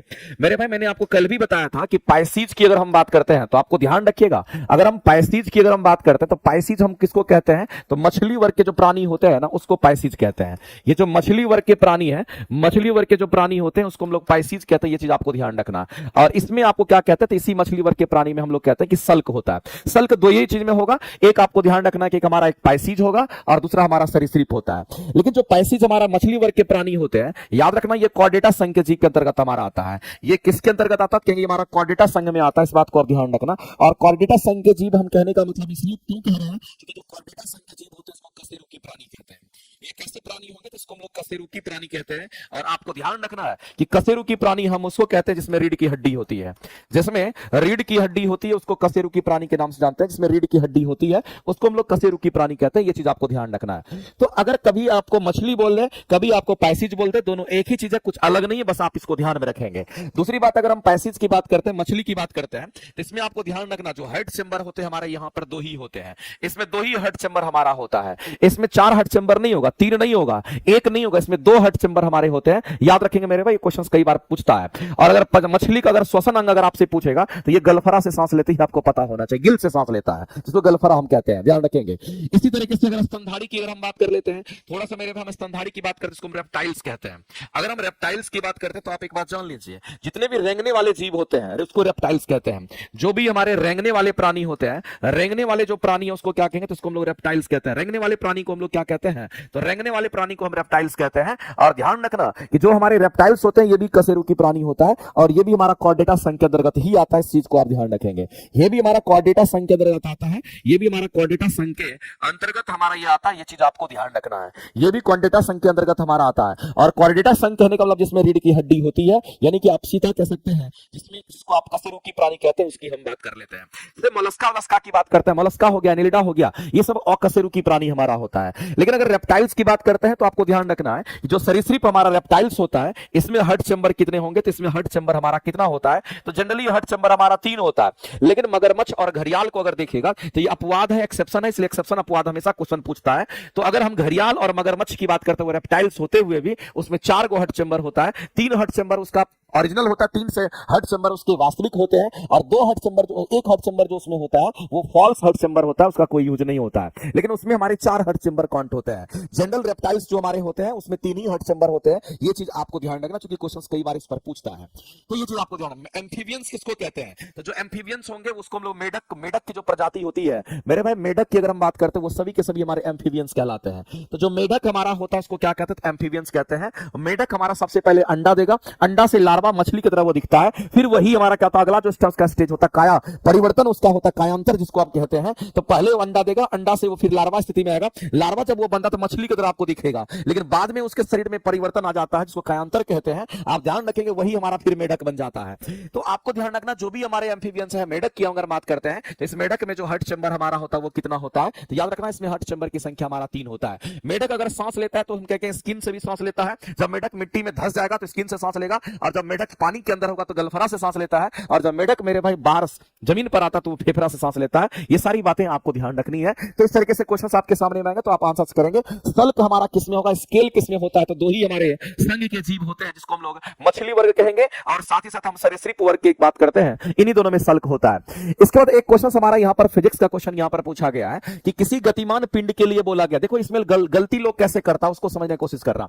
किसी गतिमान पिंड की बात कर रहा है और उसके लिए आपसे क्वेश्चन में क्या पूछा गया है कि बताइए विस्थापन और दूरी का जो आंकिक अनुपात होगा, यानी कहने का मतलब है कि विस्थापन और दूरी का आपसे आंकिक अनुपात पूछा गया है, यानी उन दोनों का रेशियो पूछा गया है। तो सबसे पहला चीज तो आपको यह समझना पड़ेगा, यह विस्थापन और दूरी का अनुपात पूछा गया है, हमसे दूरी और विस्थापन नहीं पूछा, हमसे विस्थापन और दूरी का अनुपात पूछा गया है। तो एक चीज आप जान लीजिए मेरे भाई कि जब कभी भी हम विस्थापन की अगर हम बात करते हैं ना, ये रिलेशन आपको याद रखना है। जब कभी भी डिस्प्लेसमेंट की बात करते हैं, विस्थापन की बात करते हैं, उसको न्यूनतम दूरी कहते हैं, और विस्थापन की जो वैल्यू होती है वो हमेशा कम होता है, और उसके बराबर किसके बराबर, तो कहेंगे दूरी के बराबर हो सकता है। तो ये कंडीशंस हमेशा आपको ध्यान रखना है कि विस्थापन कभी भी दूरी से बड़ा नहीं होगा, विस्थापन जब भी होगा तो दूरी से कम होगा, या दूरी किससे हम कहेंगे दूरी के बराबर, पॉसिबल ये है। और ये कंडीशंस आपको ध्यान रखना पड़ेगा। अब इसी में रेशियो आपसे पूछा गया है तो कोई दिक्कत नहीं, हमसे रेशियो क्या किसका पूछा, कहेंगे विस्थापन, और रिलेशन में देखेंगे तो विस्थापन और दूरी का जो रिलेशन हमारे सामने में वो कैसा रिलेशन है, कहेंगे हमारा विस्थापन और दूरी का रिलेशन हमारा ये होता है। इस फॉर्मूले से हमको किसका अनुपात चाहिए, तो विस्थापन और दूरी का अनुपात चाहिए। तो विस्थापन और दूरी का अनुपात यानी कि विस्थापन बटा दूरी चाहिए, तो हम क्या करेंगे मेरे में, दोनों तरफ हम विस्थापन से डिवाइड कर देते हैं, सॉरी दोनों तरफ हम दूरी से डिवाइड कर देते हैं, तो हमारा विस्थापन बटा दूरी का अनुपात निकल करके आ जाएगा। दोनों तरफ हम किससे डिवाइड करेंगे, तो दूरी से हम डिवाइड कर देंगे, और जब ये वैल्यू कटेगा तो इसकी मान कितने निकल करके आ जाएंगे, क्योंकि हमारा लेस देन इक्वल टू हमारा 1 हो जाएगा। यानी आप सीधा कह सकते हैं कि विस्थापन और दूरी का जो रेशियो हमारा होगा वो लेस देन इक्वल टू हमारा 1 हो जाएगा। और इस क्वेश्चन के अगर आंसर करेंगे तो आंसर हमारे क्या होंगे, 1 के बराबर होगा, सॉरी 1 से हमारा कम होगा और 1 के बराबर होगा, यानी 1 के बराबर भी हो सकता है। इसका मतलब दो साइन यहां पर है। इसको अगर आप देखते हैं तो दो साइन कन्वेंशन आपको दिखता है कि विस्थापन बटा दूरी की अगर हम बात करेंगे तो विस्थापन बटा दूरी की मान लेस देन 1 होगा। दूसरा कंडीशन आपको यह भी दिख रहा होगा कि अगर हम विस्थापन बटा दूरी की अगर हम बात करते हैं ये हमारा बराबर 1 भी होगा, क्योंकि इसमें लेस देन भी है और 1 भी है, यानी कि दो कंडीशंस इसमें सेटिस्फाइड होंगे। इसका मतलब विस्थापन बटा दूरी का मान 1 से कम भी होगा और विस्थापन बटा दूरी का मान 1 के बराबर भी होगा। इसमें दोनों कंडीशंस हमारे होंगे, 1 के बराबर भी होंगे और 1 से कम भी होंगे, यानी इस 1 के बराबर भी होंगे और उससे 1 से कम भी होंगे। यानी इस क्वेश्चन के अगर आंसर करेंगे तो ऑप्शन नंबर डी आपका राइट हो जाएगा। इसी में गलती क्या कराता है, तो लोग क्या रट के जाता है, तो बहुत लोगों को देखते हैं कि वो रट के जाता है, रटना नहीं, आपको समझना है। बहुत लोगों को ये रिलेशन पता होगा कि दूरी हमारा ग्रेटर देन हमारा इक्वल टू होता है किसका, तो विस्थापन का। अगर उसको बोल देगा कि दूरी और विस्थापन का अनुपात चाहिए, तो मेरे में दूरी और विस्थापन का अनुपात बोलेगा तो दूरी बटा विस्थापन हम लोग कहेंगे, और दूरी बटा विस्थापन निकालेंगे, दोनों तरफ विस्थापन से डिवाइड कर देंगे, और जब विस्थापन से डिवाइड करेंगे तब इसकी वैल्यू हमारा कितना, तो ये दूरी बटा विस्थापन का जो अनुपात होगा वो ग्रेटर देन इक्वल टू हमारा 1 होगा। यानी आप ये सीधा कह सकते हैं अगर विस्थापन बटा दूरी का अनुपात तो लेस देन इक्वल टू 1 होगा, और अगर दूरी बटा विस्थापन बोलेगा तो हम कहेंगे ग्रेटर देन इक्वल टू 1 होगा। ध्यान रखना मेरे पास, अगर रेशियो हमारा बदलता है तो साइन चेंज कर जाएगा, जो लेस देन इक्वल टू था हमारा ग्रेटर देन इक्वल टू में बदल जाता है। इसीलिए कई बार क्या करता है, इसमें आपको फंसाता है, और इसमें आपको एकदम नहीं फंसना है, पूरी तरीके से नीट एंड क्लीन चीज है, आप आसानी से आंसर कर सकते हैं। और एक सबसे इंपॉर्टेंट बात तो यह है कि विस्थापन हम उसको कहते हैं जो न्यूनतम दूरी होता है। अगर आप मेरे भाई विस्थापन को x से दिखाते हो, अगर आप दूरी को अगर x से दिखाते हो तो आप ध्यान रखना है कि जो dx हमारा होता है इसको विस्थापन कहते हैं, और dx का मतलब ये न्यूनतम दूरी को शो करता है। ये किसको शो करता है, तो न्यूनतम दूरी को, और यही न्यूनतम दूरी का नाम रख दिया गया विस्थापन, इसी न्यूनतम दूरी का नाम रख दिया गया विस्थापन। और जब dx हमारा न्यूनतम दूरी होता है तो ये ऑलवेज स्ट्रेट लाइन होता है, ये हमेशा आपको सीधी रेखा में मिलेगा, हमेशा स्ट्रेट लाइन में मिलेगा, कभी मेरे भाई ये कर्व नहीं होता है। विस्थापन हमेशा क्या होता है, एक छोटी सी दूरी होती है, और वह छोटी सी दूरी कभी भी सीधी रेखा में ही होगी, ये चीज आपको ध्यान रखना है। आगे चलते हैं और अगला क्वेश्चन हम लोग देखते हैं। अगला क्वेश्चन हमारा ये कहता है, इसको समझते हैं, कहता है कि यदि किसी पिंड का विस्थापन समय के वर्ग का अनुक्रमानुपाती होता है, तो विस्थापन जो है वो समय के वर्ग का अनुक्रमानुपाती। देखिए अनुक्रमानुपाती का मतलब समानुपाती भी होता है, ये चीज आपको ध्यान रखना है। अगर आपके सामने में ये क्वेश्चन दे रखा है तो इसको दोनों तरीके से हम लोग समझते हैं। अगर अनुक्रमानुपाती बोले, समानुपाती बोले, इसका मतलब दोनों एक ही चीज होता है, इसमें कुछ अलग नहीं होता, इस बात को आप ध्यान रखेंगे। अगर आपसे अनुक्रमानुपाती की अगर बात करता है तो इस अनुक्रमानुपाती का मतलब होता है समानुपाती, इसका मतलब होता है समानुपाती, और इंग्लिश में इसको डायरेक्टली प्रोपोर्शनल हम लोग कहते हैं। इसी को हम लोग इंग्लिश में क्या कहते हैं, इसी को इंग्लिश में हम लोग यहाँ पर डायरेक्टली प्रोपोर्शनल कहते हैं। ये चीज आपको ध्यान रखना है, ये हमारा डायरेक्टली प्रोपोर्शनल होता है, ये चीज आपको ध्यान रखना है। ये हमारा डायरेक्टली प्रोपोर्शनल होता है। अनुक्रमानुपाती समानुपाती की जब हम कभी भी बात करेंगे तो आपको ध्यान रखना कि दोनों एक ही चीज है, कुछ अलग नहीं होता, और इनका हम कहते हैं कि डायरेक्ट रिलेशन होता है, डायरेक्टली प्रोपोर्शनल में हमारा होता है। आगे हम बात करते हैं, हमसे क्वेश्चन बोला गया कि विस्थापन और समय के वर्ग, विस्थापन समय के वर्ग का अनुक्रमानुपाती है। तो अगर आप इस स्टेटमेंट को अगर पूरी तरीके से देखते हैं तो विस्थापन को अगर हम लोग देखेंगे, मान लेते हैं विस्थापन हमारा x है और समय के वर्ग का अनुक्रमानुपाती मतलब क्या होगा, तो समय का वर्ग क्या होगा, क्योंकि समय का वर्ग मतलब टी स्क्वायर की बात कर रहा है और इसका अनुक्रमानुपाती की बात कर रहा है, इसका मतलब विस्थापन और समय के वर्ग को हम लोग लिख चुके हैं। अनुक्रमानुपाती का सिंबल हमारा कैसा होगा, तो कहीं ऐसा होगा। इसका मतलब ये रिलेशंस कहीं ना कहीं हम लोगों को इस रिलेशंस की वो बात कर रहा है। x हमारा विस्थापन था, मान लेते हैं x हमारा विस्थापन है और समय के वर्ग यानी कि समय का स्क्वायर हम कर देंगे और यहाँ अनुक्रमानुपाती मतलब दोनों में जो रिलेशन है हमारा वो समानुपाती का ऐसा हमारा होता है। इस पर आपसे बात कर रहा है। बताइए ऐसे क्वेश्चंस को अगर हम लोग करने आगे, मेरे भाई मैं आपको बताना चाहता हूं कि इसमें जो क्वेश्चंस आपके दे रखे हैं ना, आप देखिएगा एक एक क्वेश्चंस ग्राफिकल क्वेश्चन आपके एग्जाम में आया हुआ है और सभी पर अभी हम प्रैक्टिस कराएंगे। और आप अगर यहां से क्वेश्चन करके जाते हो तो आप श्योर मानो कि एक क्वेश्चन तो तुम्हारा, एक से दो क्वेश्चन तुम्हारा यहां से एग्जाम में डायरेक्ट तुमको देखने को मिल जाएगा। अगर हम यहां पर देखते हैं अनुक्रमानुपाती समानुपाती का रिलेशन के हिसाब से जिसमें हम लोग को चलना है उसके हिसाब से चलते हैं।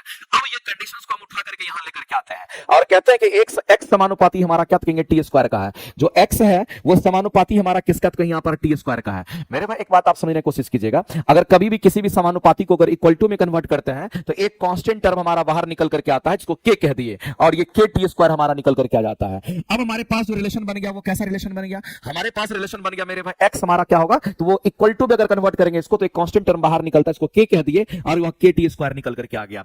हम लोगों को आंसर्स मेरे भाई वेग में करना है, त्वरण में करना है, तो वेग और त्वरण कैसे निकलता है, तो ये थोड़ा सा आपको मैथमेटिक्स पता होना चाहिए।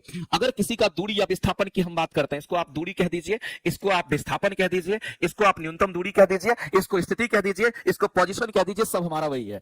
अगर किसी के दूरी, किसी के विस्थापन, किसी के पोजीशन को अगर टाइम के रिस्पेक्ट में एक बार डिफरेंशिएट करते हैं, एक ही बार डिफरेंशिएट अगर करते हैं तो याद रखना ये हमें वेग दे देता है। अगर एक बार और इसको डिफरेंशिएट अगर करेंगे तो वेग को भी से दिखाते हैं। अगर एक बार और डिफरेंशिएट करेंगे तो ये हमारा dx स्क्वायर अपॉन में dt स्क्वायर हमारा हो जाएगा इस तरीके से, और ये हमारा क्या बात कहेंगे, ये हमारा यहाँ पर त्वरण हो जाता है। और त्वरण को हम लोग किससे, तो एक्सेलेरेशन को a से दिखाते हैं। एक बार और डिफरेंशिएट करिए तो हमारा जर्क होता है और उस पर भी चूंकि क्वेश्चन पूछा गया तो आप उसको भी जान लीजिए, dq x अपॉन में dt क्यूब की अगर हम बात करते हैं तो इसको हम लोग क्या कहते हैं, तो ये हमारा जर्क होता है। मेरे भाई जर्क का यूनिट पूछा गया था और यूनिट को आप आसानी से फाइंड आउट कर सकते हैं, कोई दिक्कत नहीं है।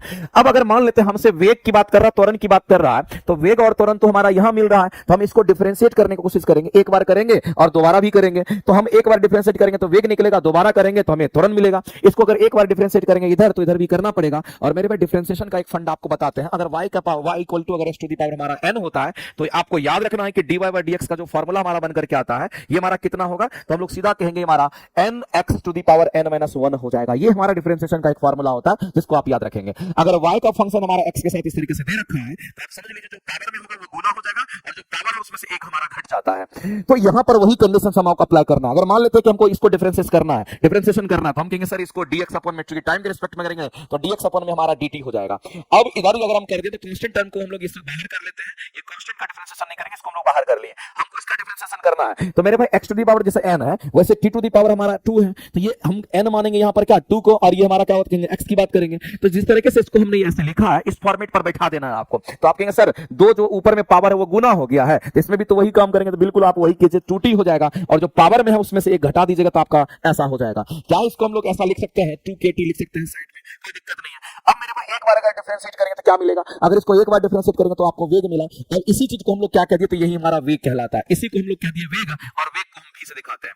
एक बार और अगर डिफरेंशिएट करेंगे तो उसको हम लोग लेके चलते हैं यहाँ पर d स्क्वायर x अपॉन में dt स्क्वायर की हम बात करते हैं, और इसको हम लोग क्या कहेंगे, तो ये हमारा त्वरण हो जाएगा। एक बार और करिएगा तो उसको त्वरण और त्वरण को a से देख देते हैं। हम इसको डिफरेंशिएट करेंगे तो इसको भी करना पड़ेगा, नहीं इसको करना पड़ेगा। अब मेरे भाई 2 के हमारा कांस्टेंट टर्म इसको छोड़ देते हैं, और टाइम के रिस्पेक्ट में अगर डिफरेंशिएट करेंगे तो हमारा वैल्यू 1 हो जाएगा। हम कहेंगे ये हमारा 2k हो गया, और 2 के रूप हमारा कंप्लीट रूप से कांस्टेंट टर्म होगा। इस तरीके से हम लोगों को फाइनली क्या देखने को मिला, अगर हम त्वरण की बात करते हैं, डबल डिफरेंशिएशन अगर उस रिलेशंस पर अगर हम लोग करते हैं तो हम लोगों को हम कहेंगे त्वरण की वैल्यू कांस्टेंट निकल करके आ गई। तो मेरे भाई एक बार अगर इस रिलेशन को अगर आप देख लेते हैं तो इसमें कभी भी दिक्कत आपको नहीं होगा।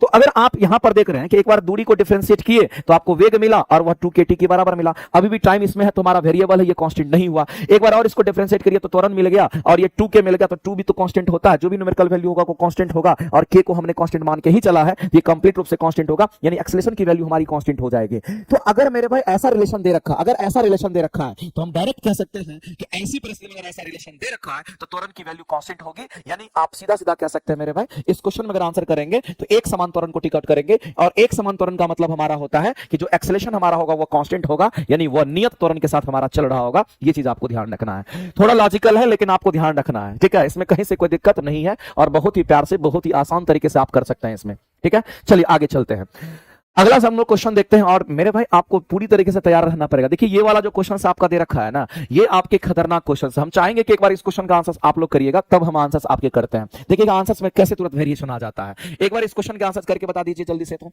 जितने लोग लाइव देख रहे हैं सभी लोग इस क्वेश्चन के आंसर्स करेंगे। आपका 30 नंबर जो क्वेश्चन है, इस क्वेश्चन का आंसर हम चाहेंगे कि आप एक बार करके फटाफट करके बताइए। और बेहतरीन क्वेश्चन है, लोग गलती कहां करेंगे वो भी हम आपको बताएंगे, लोग गलती कहां करेंगे वो भी हम बताएंगे। इस क्वेश्चन के आंसर एक बार करके आप लोग जल्दी से बताइएगा। जितने लोग लाइव देख रहे हैं सभी लोग इस क्वेश्चन के आंसर करके जल्दी से बताइएगा। कह रहे कि मान लीजिए कि कोई लड़का 10 मीटर पर सेकंड के, देखो ये 10 मीटर पर सेकंड लिखा हुआ है, 10 मीटर पर सेकंड के नियत चाल से चल रहे मेरी गो राउंड झूले की सवारी करता है। मेरी गो राउंड कहने का मतलब होता है वैसा झूला जो मेरे भाई गोल गोल घूमता है, उसकी हम बात करते हैं। वैसा झूला जो गोल गोल घूमता है हम उसकी बात कर रहे हैं। मेरी गो राउंड जो झूला हमारा होता है वो गोल गोल घूमता है। ऑप्शन बहुत सारे बच्चे का सी आंसर आ रहा है, सी आंसर आपके आ रहे हैं। मेरे भाई एक बात बताइए, मैं आपसे कहना चाहता हूं, ये जो क्वेश्चन हमारा दे रखा है ना, इसमें आपको एक चीज ध्यान रखना है कि ये झूला कैसा था, मेरी गो राउंड झूला की बात कर रहा है और ये मेरी गो राउंड झूले पर सवारी करने का आनंद ले रहा है। तो झूला कैसा है तो कहेंगे यहां पर मेरी गो राउंड झूला है, इस बात को आप ध्यान रखेंगे। और मेरी गो राउंड झूला कहने का मतलब हमारा कैसा झूला की बात कर रहा है, तो मेरे भाई ये ऐसा झूला हमारा झूल रहा है। यानी कहने का मतलब कोई आदमी है और वह क्या करता, सर्कुलर पाथ में ऐसे गति करता है और वो इस तरीके से गति करता है। मान लेते कि यहां पर हमारा क्या, कहेंगे यहां पर झूला है और इस झूले पर वो आदमी क्या कर रहा है, तो यहां पर बैठ करके वो आनंद ले रहा है और ये गति कर रहा है। ये पूरी तरीके से हमारा क्या, तो कहेंगे झूले है, उसके अंदर हम लोग देखते हैं। तो मेरी गो राउंड जो झूला होता है उसकी सवारी हमारा ऐसा ही होगा। हम कहते हैं कि उसको मान लेते हैं कि वर्टिकल सर्कल में हमारा ऐसे गति कर रहा है। अगर ये गति करेगा तो ऐसा हम गति करेगा, और इसी को कहते हैं यूनिफॉर्म सर्कुलर मोशन। याद रखिएगा मेरे भाई, ये सर्कुलर मोशन पे चले गए हम लोग, इसी को कहते हैं हम लोग यूनिफॉर्म सर्कुलर मोशन के नाम से हम लोग जानते हैं। इसी को हम लोग क्या कहेंगे, तो ये हमारा यूनिफॉर्म सर्कुलर मोशन की बात आती है और इसी को हम लोग यूनिफॉर्म सर्कुलर मोशन कहते हैं। आप देखिए बहुत बच्चे गलती कहां करेंगे उस पॉइंट्स पर भी हम आएंगे। देखिए गलतियां कैसे होता है, बहुत सारे बच्चे आंसर से डी लगा रहे हैं, बहुत सारे आंसर बहुत सी लगा रहे हैं। देखते हैं आपके आंसर्स क्या आएंगे, आप यहां पर वेट तो कीजिए मेरे भाई। जब कभी भी अगर यूनिफॉर्म सर्कुलर मोशन की बात आती है तो हम सभी लोग एक ही बात जानते हैं कि इसमें हमारा क्या होता है, अंदर की तरफ एक त्वरण होगा जिसको हम लोग एक्सेलरेशन कहते हैं और कहते हैं अभिकेंद्रीय त्वरण होता है, और अंदर की तरफ एक बल लगता है जिसको हम लोग कहते हैं कि अभिकेंद्रीय बल होता है। एक हमारा वेग की तरफ होगा तो हम कहते हैं ये हमारा वेग होता है, इसको हम वेग कहते हैं। ये चाल नहीं है, ये वेग हमारा होता है। तो मेरे भाई हम लोग जानते हैं कि जब भी किसी भी कर्व पाथ पर हमको वेग की दिशा प्राप्त करनी होती है तो जिस बिंदु पर हमको वेग चाहिए उस बिंदु पर एक टेंजेंट लाइन खींचेंगे, स्पर्श रेखा खींचेंगे, सीधी रेखा खींचेंगे और इसी की दिशा में हम क्या करेंगे, उसका डायरेक्शन को पता लगा सकते हैं। तो वेग की दिशा मान लेते हैं हमको यहां चाहिए, तो यहां टेंजेंट लाइन खींच कर कैसे दिखाते हैं, ये हमारा वेग की दिशा है। यहां खींचना था तो ऐसे खींच दिए, यहां खींचना तो ऐसे खींच। आपको कहीं पर भी वेग की दिशा चाहिए तो याद रखना मेरे कर्व पर एक टेंजेंट लाइन खींचेंगे और वही वेग की दिशा हो जाएगी, और हम कहते हैं कि इस तरह से हमारा हो जाएगा। अब चलते हैं क्वेश्चन पर। कहता है कि ये हमारा 10 मीटर पर सेकंड के नियत चाल से हमारी वो गाड़ी चल रही है। यानी कोई लड़का जो हमारा है वो हमारा झूल रहा है और 10 मीटर पर सेकंड के नियत चाल से वो चल रहा है। अब यहां पर आपका मामला फंसेगा। नियत चाल से चलने का मतलब हमारा क्या होता है मेरे भाई, जब कभी भी यूनिफॉर्म सर्कुलर मोशन की बात आती है, जब कभी भी एक समान वृत्तीय गति की बात आती है, तो हम सभी लोग एक बात जानते हैं कि एक समान वृत्तीय गति की जब कभी भी हम बात करते हैं तो आपको ध्यान रखना कि एक समान वृत्तीय गति के लिए आपको ध्यान रखना कि चाल हमारा कभी नहीं बदलता है। यहां पर चाल हमारा कांस्टेंट होता है, चाल हमारा नियत होता है। ये बात ध्यान रखना। एक तो ये ध्यान रखना, दूसरा बात आपको ध्यान रखना मेरे भाई, जो काइनेटिक एनर्जी हमारा होता है, अगर हम गतिज ऊर्जा की बात करते हैं, काइनेटिक एनर्जी की बात करते हैं, ये भी हमारा कांस्टेंट होता है। क्यों मेरे भाई, अभी आप लोगों में थोड़ा सा लग रहा होगा सर काइनेटिक एनर्जी की बात करते हैं ना, तो काइनेटिक एनर्जी का फॉर्मूला हमारा क्या होता है, कहेंगे सर आप तो बताते हैं कि हाफ mv² होता है, और आपको लग रहा है कि सर अगर हमारा ये मान लेते हैं यूनिफॉर्म सर्कुलर मोशन है तो चाल कांस्टेंट का, चाल में कोई परिवर्तन नहीं होगा, काइनेटिक एनर्जी कांस्टेंट, इसमें कोई परिवर्तन नहीं। आपको लगा सर काइनेटिक एनर्जी में चलिए द्रव्यमान नहीं बदलेगा लेकिन वेग है तो वो तो बदलेगा। लेकिन मैं आपको बताना चाहता हूं मेरे भाई, इस बात को आप हमेशा के लिए याद रखना, काइनेटिक एनर्जी में ये वेग नहीं होता, ये चाल होता है। ये वेग नहीं होता, ये चाल होता है। एक्चुअली में इस बात को ध्यान रखना। अगर मेरे भाई ये चाल हो गया, ये नहीं बदलेगा तो ये नहीं बदलेगा, ये नहीं बदलेगा तो ये नहीं बदलेगा। कभी भी काइनेटिक एनर्जी के जब कभी भी हम बात करते हैं वेग की बात नहीं करते हैं। जो जेन्युइन चीज है वो हमारा चाल पर वो डिफाइंड होता है। तो एक्चुअली में ये भी नहीं है, v का स्क्वायर नहीं है, u का स्क्वायर हमारा होता है। इस बात को हमेशा याद रखिएगा। लिखते हम लोग भले वैसे हैं, लेकिन हम लोग को ये जेन्युइन चीज जानना है, इसमें वेग नहीं होता, इसमें चाल होता है, ये बात आपको ध्यान रखना है। ये कंसेप्ट हमारा होता है, इस बात को आप ध्यान रखेंगे। अगर मेरे भाई ये कांस्टेंट हमारा होगा, क्योंकि चाल कांस्टेंट कहने का मतलब u कांस्टेंट, चाल कांस्टेंट कहने का मतलब हमारा u कांस्टेंट की हम बात करेंगे। और वस्तु अगर यहां से यहां जाएगी, कहीं भी अगर जाएगा, उस वस्तु का द्रव्यमान नहीं बदलेगा। इसका मतलब ये कांस्टेंट बराबर ये कांस्टेंट, ये भी कांस्टेंट, ये भी कांस्टेंट, सब कांस्टेंट, मतलब काइनेटिक एनर्जी का मान कांस्टेंट हो जाएगा। ये बात आपको ध्यान रखना है। इसी तरीके से अगर हम तीसरे पॉइंट पर अगर हम बात करते हैं तो हमारा वेग बदलता है। इसमें क्या बदलता है? कहेंगे वेग हमारा बदलता है। अगर वेग हमारा बदलता है, क्योंकि वेग हमारा सदिश राशि है, इसलिए हम कहते हैं कि सदिश राशि की बात अगर करेंगे तो वो हमारा बदलते रहेगा, इसमें कहीं से कोई दिक्कत नहीं है। ये अदिश राशि है, ये भी अदिश राशि है। इस बात को हम सभी लोग जानते हैं कि कोई भी ऊर्जा होता है वो हमारा अदिश राशि होता है। इसका मतलब ये भी हमारे अदिश राशि, इसमें कोई दिक्कत नहीं है।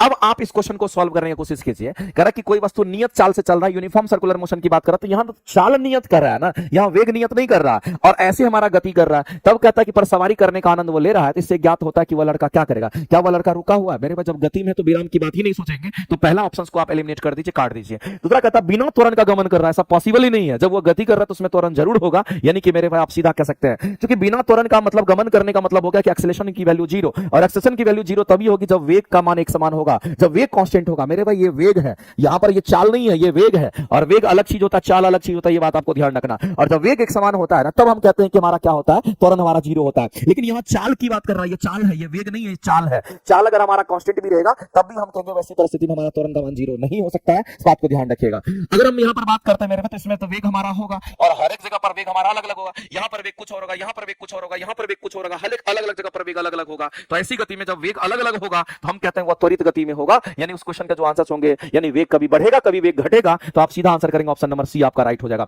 वैसे मैं आपको जानने के लिए बता देना चाहता हूं, अगर आपको जानना ही है कि यहां पर हमारा वेग कितना होगा, तो हम कहेंगे यहां पर जो वेग हमारा होता है, इस जगह पर जो वेग हमारा होगा वो अंडर रूट में हमारा कितना होगा, अंडर रूट में हमारा 3gr होता है। अगर इसकी त्रिज्या कितनी है, तो यहां से लेकर के यहां तक की त्रिज्या अगर r है तो हमारा इतना होगा। यहां पर अगर मिड पोजीशंस पर अगर हम उसको उठाकर नीचे अगर लेकर के आते तो यहां पर वेग कितना होगा, तो याद रखिएगा यहां पर वेग हमारा कितना, अंडर रूट में 5gr होता है। अगर टॉप पोजीशन पर अगर आप उसको लेकर जाते हैं, यहां पर वेग कितना होगा, तो आप इसको भी ध्यान रखेंगे। टॉप पोजीशन पर जो इसका वेग होगा, इस जगह पर जो उसका वेग होगा, मेरे पास झूले की सवारी जो कर रहा होगा, उसका वेग यहां अगर देखेंगे तो इसका वेग हमारा अंडर रूट में gr होगा। अब देख लीजिए मेरे भाई, वेग हमारा यहां ज्यादा है, यहां कम हुआ, यहां उससे भी कम हुआ। इसका मतलब मेरे भाई जब वेग हमारा कम और ज्यादा होता है, तो ऊपर जाने के दौरान में हमारा वेग कम हो रहा है, तो ऊपर से नीचे आने के दौरान में हमारा वेग ज्यादा हो जाएगा। तो इस तरीके से हम कह सकते हैं कि वह त्वरित गति में होगा, त्वरण का मान 0 कभी नहीं होगा। और इस क्वेश्चन का आंसर करेंगे ऑप्शन नंबर हमारा सी करेक्ट हो जाएगा। तो जो मैंने बताया है यही कंसेप्ट आपको ध्यान रखना, और आंसर आप करेंगे सी, आपका राइट हो जाएगा। अगला क्वेश्चन हम चाहेंगे मेरे भाई, ये ग्राफिकल क्वेश्चन है और आप सभी लोग इस क्वेश्चन का आंसर करके बताइए। कह रहे हैं मेरे भाई VT ग्राफ की हम बात करते हैं, और बीपीएससी आपके यहां से क्वेश्चन पूछ चुकी है, और आप ध्यान रखेंगे मेरे भाई बीपीएससी में यहां से क्वेश्चन आपका आ चुका है टीआरई में, और बीपीएससी 2.0 में यहां से क्वेश्चन आपका पूछा जा चुका है। इसलिए ये लाइन तो आपको किसी भी सूरत में आपको आंसर करके आना चाहिए। कहता है कि वेलोसिटी टाइम ग्राफ की हम बात कर रहे हैं मेरे भाई, VT ग्राफ कहने का मतलब वेलोसिटी टाइम ग्राफ की बात करते हैं, और जो VT ग्राफ हमारा होता है उसके द्वारा घेरा गया जो क्षेत्रफल हमारा होता है,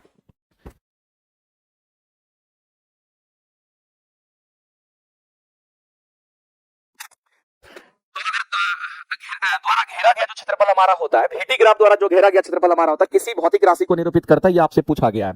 तो आपको यहां से बनने वाले जितने भी क्वेश्चंस होंगे हम सभी आपको बताने वाले हैं, और आपको बस तैयार होकर के सुनना है। अच्छा एक बात बताइए, कहीं पर मीटर स्क्वायर लिखा हुआ है, इसका मतलब क्या समझते हैं? इसका मतलब वो एरिया को रिप्रेजेंट करता है, समझना जो हम कह रहे हैं उस बात को। अगर कहीं मीटर स्क्वायर लिखा हुआ दिखता है, इसका मतलब क्या समझते हैं? ये कहीं ना कहीं एरिया को बताता है, ये कहीं ना कहीं एरिया को बताएगा। कहीं अगर मीटर क्यूब लिखा हुआ है, इसका मतलब ये किसको रिप्रेजेंट करेगा? तो कहेंगे हमारा वॉल्यूम को रिप्रेजेंट करता है। ये चीज आपको ध्यान रखना है। वॉल्यूम जब कभी भी लिखते हैं तो हम लोग मीटर क्यूब में लिखते हैं, ये हम आयतन की बात कर रहे हैं, वॉल्यूम की बात कर रहे हैं। पूरा दिमाग आपको सतर्क, दिमाग को पूरा तेज रखना है। मीटर स्क्वायर की बात करेगा, इसका मतलब ये कहीं ना कहीं क्षेत्रफल की बात कर रहा है, ये बात आपको ध्यान रखना है। अगर कहीं पर सिंपल मीटर लिखा हुआ है, मेरे भाई लंबाई है, चौड़ाई है, गहराई है, दूरी को अगर मापना तो आप मीटर का इस्तेमाल करते हैं, इसका मतलब ये कहीं ना कहीं मेरे भाई दूरी को रिप्रेजेंट कर रहा है। ये दूरी हो सकता है या फिर इसको हम लोग विस्थापन कह सकते हैं अपने हिसाब से। लेकिन अगर कहीं पर मीटर पर सेकंड स्क्वायर अगर लिखा हुआ है, इसका मतलब है ये मीटर पर सेकंड स्क्वायर, इसको आप ऐसे लिखेंगे मीटर पर सेकंड स्क्वायर, तो कहेंगे ये कहीं ना कहीं हमारा क्या कहेंगे, यहाँ पर ये एक्सेलरेशन का यूनिट हमारा होता है, ये कहीं ना कहीं एक्सेलरेशन को रिप्रेजेंट करता है। देखिए इस क्वेश्चन में कितनी आसानी से आंसर आएंगे। अगर ये v और t का ग्राफ है और इसको हम कह दिए कि वेग समय ग्राफ है, ध्यान से सुनना मेरे भाई, इसको हम वेग समय ग्राफ की अगर हम बात करते हैं, ये कैसा ग्राफ है तो कहेंगे इसको हम लोग वेग समय ग्राफ कहते हैं, और वेग समय ग्राफ को हम कहेंगे ये हमारा VT ग्राफ हमारा होता है। अगर हम VT ग्राफ की बात करते हैं, वेलोसिटी टाइम ग्राफ की बात करते हैं, तो आप एक बात जान लीजिए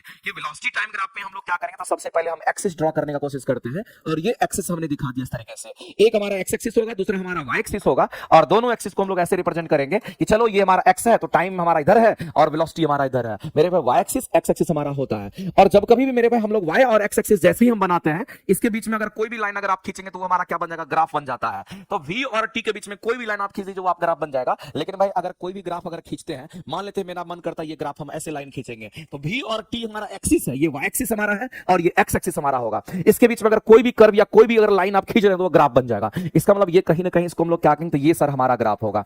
अब ये ग्राफ हमारा हो गया, इस ग्राफ का स्लोप कितना होगा, तो स्लोप आपको आना चाहिए थोड़ा सा मेरे भाई, मैथमेटिक्स से ही आपको पता होना चाहिए। और स्लोप को हम ढाल कहते हैं। और जब कभी भी हमको स्लोप निकालना होता है ना, कुछ नहीं करते हैं, Y axis divided by X axis कर देते हैं। तो यहां पर वाई एक्सिस में हम कहते हैं कि वेलोसिटी है और एक्स एक्सिस में हमारा कहते हैं कि यहां पर टाइम है। एक बात बताइए मेरे भाई, ऊपर में वेग है, नीचे में समय है। अगर हम ऊपर में वेग कह रहे हैं, नीचे में अगर हम समय कह रहे हैं, तो वेग बटा समय हमारा क्या होता है, वेग बटा समय हमारा क्या होता है, ये हमारा कहीं ना कहीं त्वरण को रिप्रेजेंट करता है। ये किसको रिप्रेजेंट करेगा, तो कहेंगे त्वरण को रिप्रेजेंट करता है। समझना गौर से, जो मैं कह रहा हूं वो आपके काम का है। अगर आपसे कई बार क्वेश्चन ये पूछता है कि वेग और समय के बीच में कोई ग्राफ होगा, तो उस ग्राफ का स्लोप क्या होगा, तो उस ग्राफ का जो ढाल होगा वो कहीं ना कहीं त्वरण होगा। ये बात आपको ध्यान रखना। ये वेग अगर, और हम लोग ये जानते भी हैं, ये वेग समय और त्वरण में रिलेशन होता है। वेग समय और त्वरण में रिलेशन होता है। चाल समय और दूरी में रिलेशन होता है। चाल समय और दूरी में रिलेशन होता है, क्योंकि चाल बराबर दूरी बटे समय पढ़ते हैं। और हम लोग यहां पर बात करेंगे त्वरण का, तो त्वरण बराबर वेग बटे समय पढ़ते हैं। ये चीज आपको नॉर्मली ध्यान में रखना है। तो जब कभी भी वेग और समय के बीच में कोई भी ग्राफ होगा, उस ग्राफ का स्लोप निकालना है। हम कहेंगे सर वेग बटा समय, स्लोप का मतलब होता है वेग बटा समय। किसी भी ग्राफ का आप स्लोप डायरेक्ट कह सकते हैं सर, स्लोप मतलब y बटा x, यानी कि y axis divided bye x axis, ये इसका स्लोप हो जाएगा। और यही स्लोप हमारा वेग बटा समय हमारा त्वरण के बराबर होगा। तो मेरे भाई एक चीज तो हमें ये पता चल गया कि जब कभी भी हमारे सामने में ये क्वेश्चन अगर देता है, तो हम आसानी से कह सकते हैं, इसमें कहीं से कोई दिक्कत नहीं है कि वेग समय ग्राफ का स्लोप हमें क्या देगा। तो कहेंगे वेग समय ग्राफ का जो स्लोप हमें मिलेगा, वेलोसिटी टाइम ग्राफ का जो स्लोप हमें मिलेगा, वो कहीं ना कहीं हमें त्वरण देगा और हम आसानी से आंसर कर सकते हैं। एक तो मेरे भाई ये कंसेप्ट हमारा होता है। दूसरा कंसेप्ट आप ये समझने की कोशिश कीजिएगा। दूसरा हमारा कंसेप्ट क्या होता है कि जब कभी भी, समझना गौर से, ये डायरेक्ट मेथड होता है क्वेश्चन को सॉल्व करने का। हम कहेंगे ये हमारा वेग का एक्सिस है। इसी तरीके से हम मान लेते हैं एक हमारा यहां पर समय का एक्सिस है, एक वेग का एक्सिस है और एक हमारा यहां पर समय का एक्सिस है। इसको हम कह दिए कि चलो ये वेग है और ये समय है। दूसरा कंसेप्ट मेरे भाई समझिए, ये पहला कंसेप्ट आपका था, सावधान में रखेंगे। ये दूसरा कंसेप्ट हम आपको बता रहे हैं, दोनों कंसेप्ट पर क्वेश्चन पूछता है। अब यहां पर मान लेते हैं कि वेग और समय के बीच में हम कोई भी ग्राफ ड्रॉ करते हैं। मेरा मन करता है मेरे भाई ग्राफ हम ऐसा ड्रॉ कर देंगे समझाने के लिए। और अगर हम ऐसा ग्राफ ड्रॉ करते हैं, चलो इसको अलग कलर से दिखाते हैं, ये हमारा मुख्य रूप से ये ग्राफ है। हमने आपको बोला कि मेरे भाई ये एक्सिस होता है, इन्हीं के बीच में हम लोग ग्राफ को ड्रॉ करते हैं। इसका मतलब ये जो ब्लू कलर का लाइन दिख रहा होगा, ये हमारा ग्राफ होता है। और अगर इस ग्राफ की हम बात करते हैं, तो आपको ध्यान रखना मेरे भाई, इसका एक डायरेक्ट मेथड होता है निकालने का। अगर ये ग्राफ हमारा होता है, इस ग्राफ को हम y एक्सिस पर नहीं गिरा करके इसको हम x एक्सिस पर गिराते हैं। जैसे ये पेन है, इसको नीचे हम गिराएंगे, हमेशा समय एक्सिस पर गिराएंगे, हमेशा x एक्सिस पर गिराएंगे। तो मेरे भाई जब ये नीचे की ओर गिरेगा, इसका मतलब है जब नीचे की ओर गिरेगा तो ये इतना दूर का एरिया ये ट्रेवल करेगा, यानी कि नीचे यहां तक ये हमारा जाएगा और इतना दूर का एरिया ये ट्रेवल करते हुए हमारा नीचे की ओर जाएगा। यानी कहने का मतलब इतना एरिया ट्रेवल करेगा। इसका मतलब है ये डायरेक्ट आप एरिया निकालिए इसका, और जो इसका एरिया होगा वही एरिया यहां पर क्या देता है, यहां पर हमारा, यहां पर हम कहेंगे विस्थापन देता है। वही एरिया हमारा क्या देगा, हम कहेंगे यहां पर हमारा विस्थापन देता है। और जो विस्थापन हमारा होता है, इस विस्थापन का यूनिट, विस्थापन को किस में मापते हैं, हम मीटर में मापते हैं। विस्थापन को किस में मापते हैं, हम लोग मीटर में मापते हैं। दूरी को किस में मापते हैं, तो मीटर में मापते हैं। लेकिन अगर वेग और समय के बीच में कोई भी ग्राफ दे रखा था, तो एक्चुअली में ग्राफ हमारा ये है, एक्चुअली में ग्राफ हमारा ये है, लाल वाला, इसको हम ग्राफ बना देते हैं, ये हमारा ग्राफ है। तो इस ग्राफ को अगर समय एक्सिस पर गिराते हैं, तो जितना एरिया ट्रेवल करेंगे, अगर उसका एरिया आप निकाल सकते हैं, तो एरिया निकाल करके आप डायरेक्ट मेथड से कह सकते हैं कि वो हमारा विस्थापन होगा। क्योंकि हम लोग को रिलेशन पता है कि वेग समय और विस्थापन में रिलेशन होता है, वेग समय विस्थापन में रिलेशन होता है। इसलिए हम कहेंगे वेग और समय के बीच अंदर का एरिया जो भी होगा वो विस्थापन देगा। अब देखिए यहां पर वही कह रहा है, ये वेग है और ये समय, इसको आप वेग कह दीजिए और इसको आप समय कह दीजिए। तो किसके बीच में ग्राफ है, वेग समय है, और उसके अंदर का एरिया आपसे पूछ रहा है, यानी इसी के अंदर का एरिया पूछ रहा है। और वह एरिया जो क्षेत्रफल है वो किसको रिप्रेजेंट करेगा, तो विस्थापन को। और विस्थापन को हम किससे डिनोट करते हैं, मीटर से, क्योंकि उसको मापते हम लोग मीटर से हैं। तो इस तरीके से आप आंसर कर सकते हैं। इसका मतलब है यहां पर वेग समय अगर बोलेगा तो आपको यहां पर दूरी नहीं करना, इसको आप यहां पर क्या कहेंगे, तो ये हमारा विस्थापन को रिप्रेजेंट करेगा। और विस्थापन को हम लोग मीटर में मापते हैं। ये चीज आपको ध्यान रखना है। बताइए अच्छे क्वेश्चन थे कि नहीं थे? तो मेरे भाई ये भी ध्यान रखना है, अगर वेग और समय के बीच में कोई भी ग्राफ होगा तो उस ग्राफ का एरिया क्या देगा, सॉरी उस ग्राफ का जो स्लोप होगा क्या देगा, तो कहेंगे त्वरण देगा। और इसी तरीके से अगर वेग और समय के बीच में कोई ग्राफ होगा, उसके अंदर का एरिया क्या देगा, तो आप डायरेक्ट कहेंगे यहां पर विस्थापन देगा। यहीं पर मेरे भाई आपको चेंज कर देगा, यहां पर वेग नहीं कहकर के यहां चाल कह देगा। और चाल समय के बीच में कोई ग्राफ होगा तो कहेंगे चाल बट्टे समय हो जाएगा, चाल बट्टे समय हो जाएगा। और चाल बट्टे समय हमारा कोई रिलेशन देता है क्या, कहेंगे यहां पर हम लोग चाल बराबर दूरी बट्टे समय कहते हैं, उसका हमारा स्लोप कुछ इस तरीके से निकल करके आता है। उसके स्लोप के बारे में आपसे नहीं पूछेगा, लेकिन निकालने के लिए तो आप कह सकते हैं कि सर चाल बट्टे समय हमारा होगा। और चाल बट्टे समय का रिलेशन अगर हमारा निकलेगा तो हम लोग जानते हैं कि चाल बराबर हमारा क्या होता है, दूरी बट्टे समय होता है। तो चाल बराबर अगर दूरी बट्टे समय होता है, हमको चाल बट्टे समय निकालना है, तो हम क्या करेंगे, दोनों तरफ समय से डिवाइड कर देते हैं। अगर यहां पर करेंगे तो यहां भी हमारा हो जाएगा। इसका मतलब मेरे पास चाल बट्टे समय हमारा कुछ रिलेशन लेकर के नहीं आता है, इसको काउंट नहीं करेंगे। या वैसे तो दूरी बट्टे समय का स्क्वायर हम कह सकते हैं, लेकिन ये कोई रिलेशन देता नहीं, इसलिए इस पर क्वेश्चन नहीं पूछता है। जिस पर पूछता है हम उसके बारे में आपको बता दिए और आप आसानी से आंसर कर सकते हैं, ठीक है। तो इन दोनों पर क्वेश्चन पूछेगा। जिस तरह से मैंने वेग और समय के बारे में बोला है वैसे ही हमारा चाल और समय पर पूछेगा। अगर यहाँ चाल है, यहाँ समय है, उसके अंदर का एरिया, तब कहेंगे दूरी देगा, क्योंकि चाल और दूरी में रिलेशन होता है, वेग और विस्थापन में रिलेशन होता है, वेग समय विस्थापन में रिलेशन, कहेंगे एरिया विस्थापन देगा, ठीक है। इस तरीके से आपको ध्यान रखना पड़ेगा। आगे चलते हैं, अगला क्वेश्चन हम लोग देखते हैं क्या कहता है। नेक्स्ट क्वेश्चन की अगर हम बात करते हैं ना मेरे भाई, ये ग्राफिकल क्वेश्चन है। कहता है कि चार जो है वो कार है, कितने कार है मेरे भाई, तो 4 गो कार है, ABCD आपको दे रखा है, गति कर रहा है, इसके दूरी समय ग्राफ की हम बात कर रहे हैं। तो एक तरफ मेरे भाई x है और दूसरी तरफ हमारा क्या कहेंगे, यहाँ पर हमारा t है, यानी x और t हमारा ये ग्राफ है, ये x है और ये x है हमारा और ये हमारा t है। तो कह रहा है कि दूरी समय ग्राफ हमारा है, समझना गौर से, काम का चीज है। किसके किसके बीच में ये ग्राफ है, तो कहेंगे दूरी और समय के बीच में ग्राफ है। और कितने कार है मेरे भाई, तो ABCD 4 गो कार हमारा है, उसकी गति की बात कर रहा है। अब देखिएगा जो स्लोप हम आपको बताए थे उसी पर ये क्वेश्चन आपको कैसे पूछा है। कहता है कि ABCD हमारा समतल सड़क पर गति कर रहा है और दूरी समय ग्राफ चित्र में दिखाए गए, तो सही कथन का चयन करना है, किसकी चाल ज्यादा होगी, किसकी चाल कम होगी। ये वाला जो ग्राफ है मेरे भाई, ये हमारा कार A का है, ये हमारा ग्राफ B का है, ये हमारे ग्राफ C का है और ये ग्राफ D का है। मेरे भाई एक बात बताइए, अगर हम इसमें से किसी भी ग्राफ की अगर हम बात करेंगे, अगर ये दूरी है और ये समय है, तो हम कहेंगे बताओ कि दूरी और समय के बीच में कोई भी हमारा ग्राफ होता है, मान लेते हैं कि ये हमारा दूरी और समय, समझना गौर से, अलग से हम थोड़ा बता रहे हैं। इतना इजी वे में बनेगा तुम सोच नहीं सकते हो। अगर हम इसको कह दिए कि चलो ये हमारा दूरी है और दूरी को किससे दिखा दिए, तो हम x से दिखा दिए, और इधर हमारा क्या कहेंगे, इसको हम लोग समय कह दिए और समय को किससे, तो कहेंगे t से दिखा दिए। मेरे भाई एक बात बताइए, दूरी और समय तो एक्सिस है ना, इसके बीच में कोई हम ग्राफ खींच देते हैं, इसको हम कह दिए कि ये हमारा ग्राफ है, और हम आपको बोले हैं किसी भी ग्राफ का अगर आपको स्लोप निकालना है ना, कुछ नहीं करना, y axis divided bye x axis करना है। y एक्सिस में क्या है, तो कहेंगे x है, x एक्सिस में हमारा क्या, तो कहेंगे यहाँ पर y एक्सिस में चलो दूरी लिख देते हैं, हमारा दूरी है, y एक्सिस में दूरी लिखा हुआ दिख रहा होगा, x एक्सिस में दिखा हुआ क्या दिख रहा है, समय दिख रहा है, तो ये दूरी बटा समय हम लोग लिखेंगे। डायरेक्ट मेथड है निकालने का। दूरी बटा समय क्या होता है, कहेंगे चाल होता है। इसका मतलब ये पता चल गया मेरे भाई कि अगर हम यहां पर स्लोप निकाल लेते हैं, तो हम स्लोप अगर निकाल लेते हैं तो हम कहते हैं कि वो चाल देता है। तो कभी भी अगर ये बोलता है कि दूरी और समय के बीच में अगर कोई ग्राफ होगा, दूरी और समय के बीच में कोई भी ग्राफ होगा, तो उस ग्राफ का स्लोप हमारा क्या होता है, चाल होगा।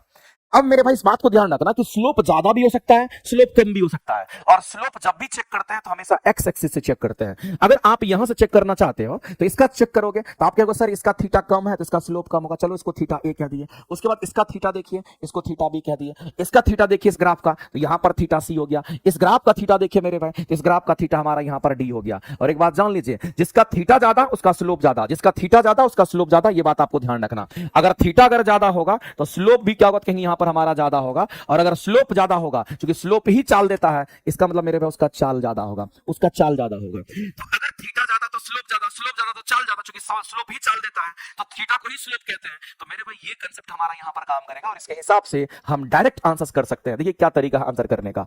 आप कहेंगे सर इसमें से सबसे अधिक स्लोप किसका है, जिसका थीटा ज्यादा उसका स्लोप ज्यादा, तो सबसे अधिक थीटा किसका, कहेंगे डी का है। इसका मतलब थीटा अगर डी का ज्यादा है तो उसका स्लोप ज्यादा होगा, उसकी चाल ज्यादा होगी। सबसे अधिक चाल किसका, तो डी गाड़ी का है। सबसे कम चाल किसका, तो ए गाड़ी का होगा। मेरे भाई इतना अगर आपको समझ में आ गया तो आप आंसर कर सकते हो। बताओ आंसर क्या करोगे। कार ए की चाल डी कार ए की चाल कार डी से अधिक होगी, डी का तो सबसे अधिक होगा, पहला ऑप्शन मेरे में कट गया। कार बी सबसे धीमी गति से चलेगा, नहीं कार ए सबसे धीमी गति से चलेगा, क्योंकि इसका स्लोप कम, तो कहेंगे चाल कम।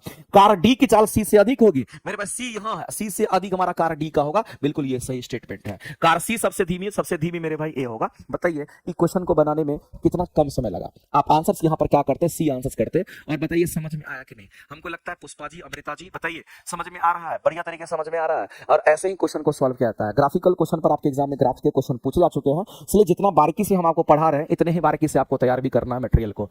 आगे चलते हैं। अगला क्वेश्चन मेरे भाई आपको देख करके तुरंत आंसर करना है। कह रहा कि कौन सा ग्राफ हमारा एक समान गति को निरूपित करता है। देखो एक समान गति को निरूपित करता है, इसका मतलब समझिए, और ये लाइन क्या कहता है इसको समझिए। एक समान गति को रिप्रेजेंट करता है, इसका मतलब समझने की कोशिश कीजिए। किसके किसके बीच में, distance versus time graph, velocity versus time graph, और हमारा distance versus time graph, distance versus time graph. मेरे भाई यहां पर भी हमारा डिस्टेंस ही होगा, ये गलत लिखा हुआ है। जब ग्राफ हमारा वैसा ही है तो उनके ग्राफ हमारा सब में दूरी ही लेना पड़ेगा। ये दूरी है, डिस्टेंस वर्सेस टाइम ग्राफ की बात कर रहा है। एक बात बताइए मेरे भाई, हमारे सामने में ये सारा ये दूरी वर्सेस टाइम ग्राफ हमारा है इस तरीके से। आपको ये बताना कि कौन सा ग्राफ हमारा एक समान गति को रिप्रेजेंट करेगा। तो हम कहेंगे सर एक समान गति की बात करें ना, ये दूरी है ये समय है, तो बताइए अगर दूरी और समय के बीच में कोई भी ग्राफ है तो उस ग्राफ का स्लोप क्या होगा। तो आपको जस्ट हम यहां पर लिखते हैं किसके बीच में ग्राफ है, तो कहेंगे दूरी समय ग्राफ की हम बात कर रहे हैं। यदि हम दूरी समय और दूरी समय के बीच ग्राफ की बात करते हैं, बताइए दूरी समय ग्राफ का स्लोप क्या होता है, आप ही बताइए मेरे भाई। हमने आपको बोला कि दूरी समय ग्राफ का स्लोप क्या होगा, तो कहेंगे दूरी बटा समय, यानी कि y axis divided bye x axis में कर देंगे, और इसका स्लोप मेरे भाई किसी से पूछना नहीं है, आपको दिखाई दे रहा होगा, कहेंगे ये दूरी बटा समय हो जाएगा। और दूरी बटा समय हमारा क्या होता है, कहेंगे चाल होता है। इसका मतलब है कि दूरी समय के बीच में ग्राफ है और हमको चाल किसका एक समान है, गति किसका एक समान, चूंकि गति ही चाल होता है, चाल ही गति होता है, ये बात आपको ध्यान रखना, वेग अलग चीज होता है। तो अगर चाल को एक समान करना, यानी कि इसको अगर एक समान करना है, अगर इस चाल को एक समान करना मतलब गति एक समान हो जाएगा। अगर चाल एक समान कह रहे हैं तो स्लोप भी एक समान होना चाहिए। मेरे पास बात को समझना, अगर चाल को एक समान कह रहा है क्वेश्चन, गति को एक समान कह रहा है, इसका मतलब स्लोप एक समान होना चाहिए, और स्लोप एक समान होने के लिए थीटा एक समान होना चाहिए। आप इस ग्राफ को देखिएगा तो पता चल जाएगा, ये पहला ही ऑप्शन आपको दिख रहा है, इसमें कहीं पर भी आप देख लीजिए थीटा, अगर यहां चेक करना तो यहां थीटा देख लीजिए मेरे भाई, और आगे चेक करना, कहीं भी चेक करना, वहां चेक करिए, जहां मन करता है वहां चेक करना, वहां समय एक्सिस ड्रॉ कीजिए और इसके हिसाब से आप थीटा चेक कीजिए। अगर यहां पर जाएंगे और यहां थीटा चेक करेगा तो ये थीटा मिलेगा, यानी कहने का मतलब है आपको हर एक जगह थीटा मिलेगा और ये एक समान को रिप्रेजेंट करेगा, और यहां पर हम सीधा कहेंगे स्ट्रेट लाइन में ये ग्राफ हमारा पॉसिबल है। लेकिन अगर यहां पर चेक करेंगे तो हमारा थीटा कुछ होगा, यहां चेक करेंगे थीटा कुछ होगा, यहां थीटा हमारा कुछ होगा, थीटा धीरे धीरे घटेगा, तो ये पॉसिबल नहीं है, स्लोप हमारा घट रहा है। यहां पर मेरे पास स्लोप तो जीरो है तो चाल जीरो हो जाएगा, यहां पर स्लोप बढ़ रहा है तो चाल हमारा बढ़ेगा, तो यही एक पॉसिबिलिटी है जिसके आंसर हम लोग करेंगे, और ऑप्शन नंबर ए आपका राइट हो जाएगा। ठीक है, आगे चलते हैं और अगला क्वेश्चन हम लोग देखते हैं क्या कहता है। अगला क्वेश्चन मेरे भाई यहां पर दे रखा है, अभी जस्ट मैंने आपको बताया था, और वैसे ही क्वेश्चन आपको दे रखा है, वेग समय ग्राफ की बात कर रहा है, और वेग समय ग्राफ की बात कर रहा है, इसमें से प्रवणता की बात करता है। देखो प्रवणता का मतलब होता है स्लोप की बात कर रहा है, प्रवणता इन द सेंस आपसे स्लोप की बात कर रहा है, ये बात आपको ध्यान, आपसे स्लोप की बात कर रहा है। अभी जस्ट मैंने बोला अगर वेग समय ग्राफ है तो स्लोप हमारा क्या होगा, तो कहेंगे वेग बटा समय हो जाएगा, ये वेग बटा हम लोग क्या करेंगे तो हम समय कहेंगे, और वेग बटा समय हमारा क्या, तो कहेंगे यहां पर त्वरण होता है। बताओ मेरे भाई, अगर आपसे प्रवणता पूछा है तो वह प्रवणता आपका स्लोप क्या निकल के आएगा, कहेंगे त्वरण निकल करके आएगा। आप डायरेक्ट आंसर करोगे यहां पर ऑप्शन नंबर सी आपका राइट हो जाएगा, ऑप्शन नंबर सी आपके करेक्ट हो जाएंगे। बताइए कितने आसान है और कितनी आसान से मेरे भाई हम लोग यहां पर आंसर करते हैं, ये चीज आपको ध्यान रखना है। ठीक है, ग्राफिकल चीज अगर समझ में आ गया तो दुनिया की कोई ताकत नहीं रोक सकता मेरे ग्राफ के क्वेश्चन को इजी में बनाने के लिए। अगला क्वेश्चन देखते हैं कितने लोग कर पाते हैं। नेक्स्ट क्वेश्चन की अगर हम बात करते हैं तो अगला क्वेश्चन हमारा क्या कहता है, नेक्स्ट क्वेश्चन पर हम लोग पहुंचते हैं और अगला क्वेश्चन हमारा क्या था समझता है। कोई यात्री किसी गतिमान रेलगाड़ी में एक सिक्का को क्या करता है, ये आपको चार ऐसे ही प्रिंटिंग मिस्टेक से आ गया है, इसको मेरे भाई आप हटा दीजिए यहां से। कहता है कि कोई यात्री किसी गतिमान रेलगाड़ी पर एक सिक्का उछालता है जो उसके पीछे गिरता है, यानी अगर मान लेते कोई गाड़ी रेलगाड़ी से जा रहे हैं और तब अगर आप उस सिक्का उछालते हैं और रेलगाड़ी गतिमान है यानी कि उसकी गति बढ़ रही है, और मेरे भाई तब अगर हम सिक्का को उछालते हैं तो बताइए सिक्का आगे गिरेगा कि सिक्का पीछे गिरेगा कि सिक्का उसके हाथ में ही गिरेगा, आपको आंसर करके बताना है। मेरे एक्सपेरिमेंटल चीज है। आकृति मिश्रा जी, ये सब चीजें पैड बैच में भी चलेगा, ठीक है, आपकी जो क्लासेस चल रही हैं उन सब में भी चलेगा, यहां से भी आप सीखिए ना, हर जगह से आप एकुमुलेट कीजिए ना, आपको कहीं से मिल रहा है, मिल तो रहा है ना, अगर मिल रहा है तो उसको ग्रैब करिए ना, इसमें सोचना क्या है। और जितने लोग लाइव देख रहे हैं सभी लोग एक बार सेशन को जरूर लाइक कीजिए मेरे भाई। चलिए, कोई यात्री किसी गतिमान रेलगाड़ी का मतलब क्या समझते हैं, ये सब कंडीशंस है। किसी गतिमान रेलगाड़ी की अगर बात करते हैं, किसी गतिमान रेलगाड़ी की अगर हम बात करते हैं, और याद रखना ये बैचेस मेरे भाई आपको जो हम YouTube पर पढ़ा रहे हैं, ये नियुक्ति बैच वगैरह में भी हम डलवा देंगे, आपके जो भी बैचेस चल रहे हैं सब बैच में एनसीईआरटी का ये सीरीज हम डलवा देंगे ताकि आप वहां से भी कवर करेंगे। दूसरी बात हम आपसे कहना चाह रहे थे कि चैप्टर वाइज जो एनसीईआरटी का क्वेश्चन है उसको हम एक्युमुलेट कर रहे हैं, वो क्वेश्चन हम आपको कराएंगे बारीकी से, चैप्टर वाइज में जो अच्छे क्वेश्चन हम उसको कराते चले जाएंगे, पूरा एनसीईआरटी आपके हाथ में होगा, एनसीईआरटी और एग्जाम्पलर, ठीक है, तीनों चीज को हम लेकर के आपको कराएंगे। कहीं से मिल जाए बिल्कुल जरूरी है, कहीं से मिल जाए आपको, आप जहां हमको देखिएगा वहीं से पूछिए, कोशिश कीजिएगा वही डायमंड है, आप हमको जहां देखिएगा वहीं सोचिएगा मेरा डायमंड वहां है, वहीं से हमको पिक करना है और वहीं सिलेक्शन है।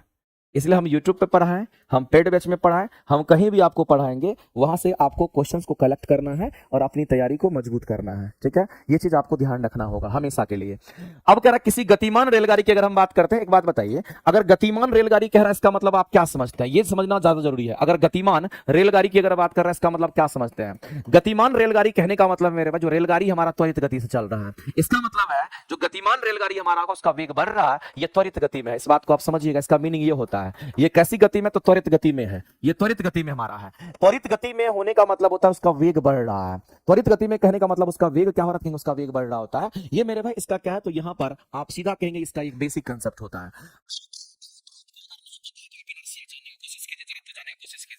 मान लेते कि ये हमारा गाड़ी है और बहुत ही इजी चीज है, ये बात आपको समझना बहुत आसान हो जाएगा। जिस गाड़ी में आप बैठे हैं, आप यहां पर आपका हम फोटो बना देते हैं, आप यहां पर बैठ जाइए। अब आपके हाथ में क्या होगा, तो सिक्का होगा, आप क्या करेंगे, इस सिक्का को आप ऊपर की ओर उछालेंगे। जब मेरे पास सिक्का को ऊपर की ओर उछालेंगे तो सिक्का आपके हाथ में आएगा कि नीचे गिरेगा। एक बात बताइए, गाड़ी हमारा गतिमान है, मतलब गाड़ी का वेग बढ़ रहा है, और गाड़ी का अगर वेग बढ़ेगा, गाड़ी का अगर मेरे भाई वेग अगर बढ़ेगा, गाड़ी का क्या बढ़ेगा, कहेंगे गाड़ी का अगर वेग अगर बढ़ेगा, गाड़ी गतिमान है तो गाड़ी का वेग बढ़ेगा, और वेग अगर बढ़ेगा त्वरण का मान पॉजिटिव होता है, तो त्वरित गति को त्वरण का मान पॉजिटिव मानते हैं। इसमें त्वरण का मान हमारा पॉजिटिव होगा, ए का मान पॉजिटिव होगा।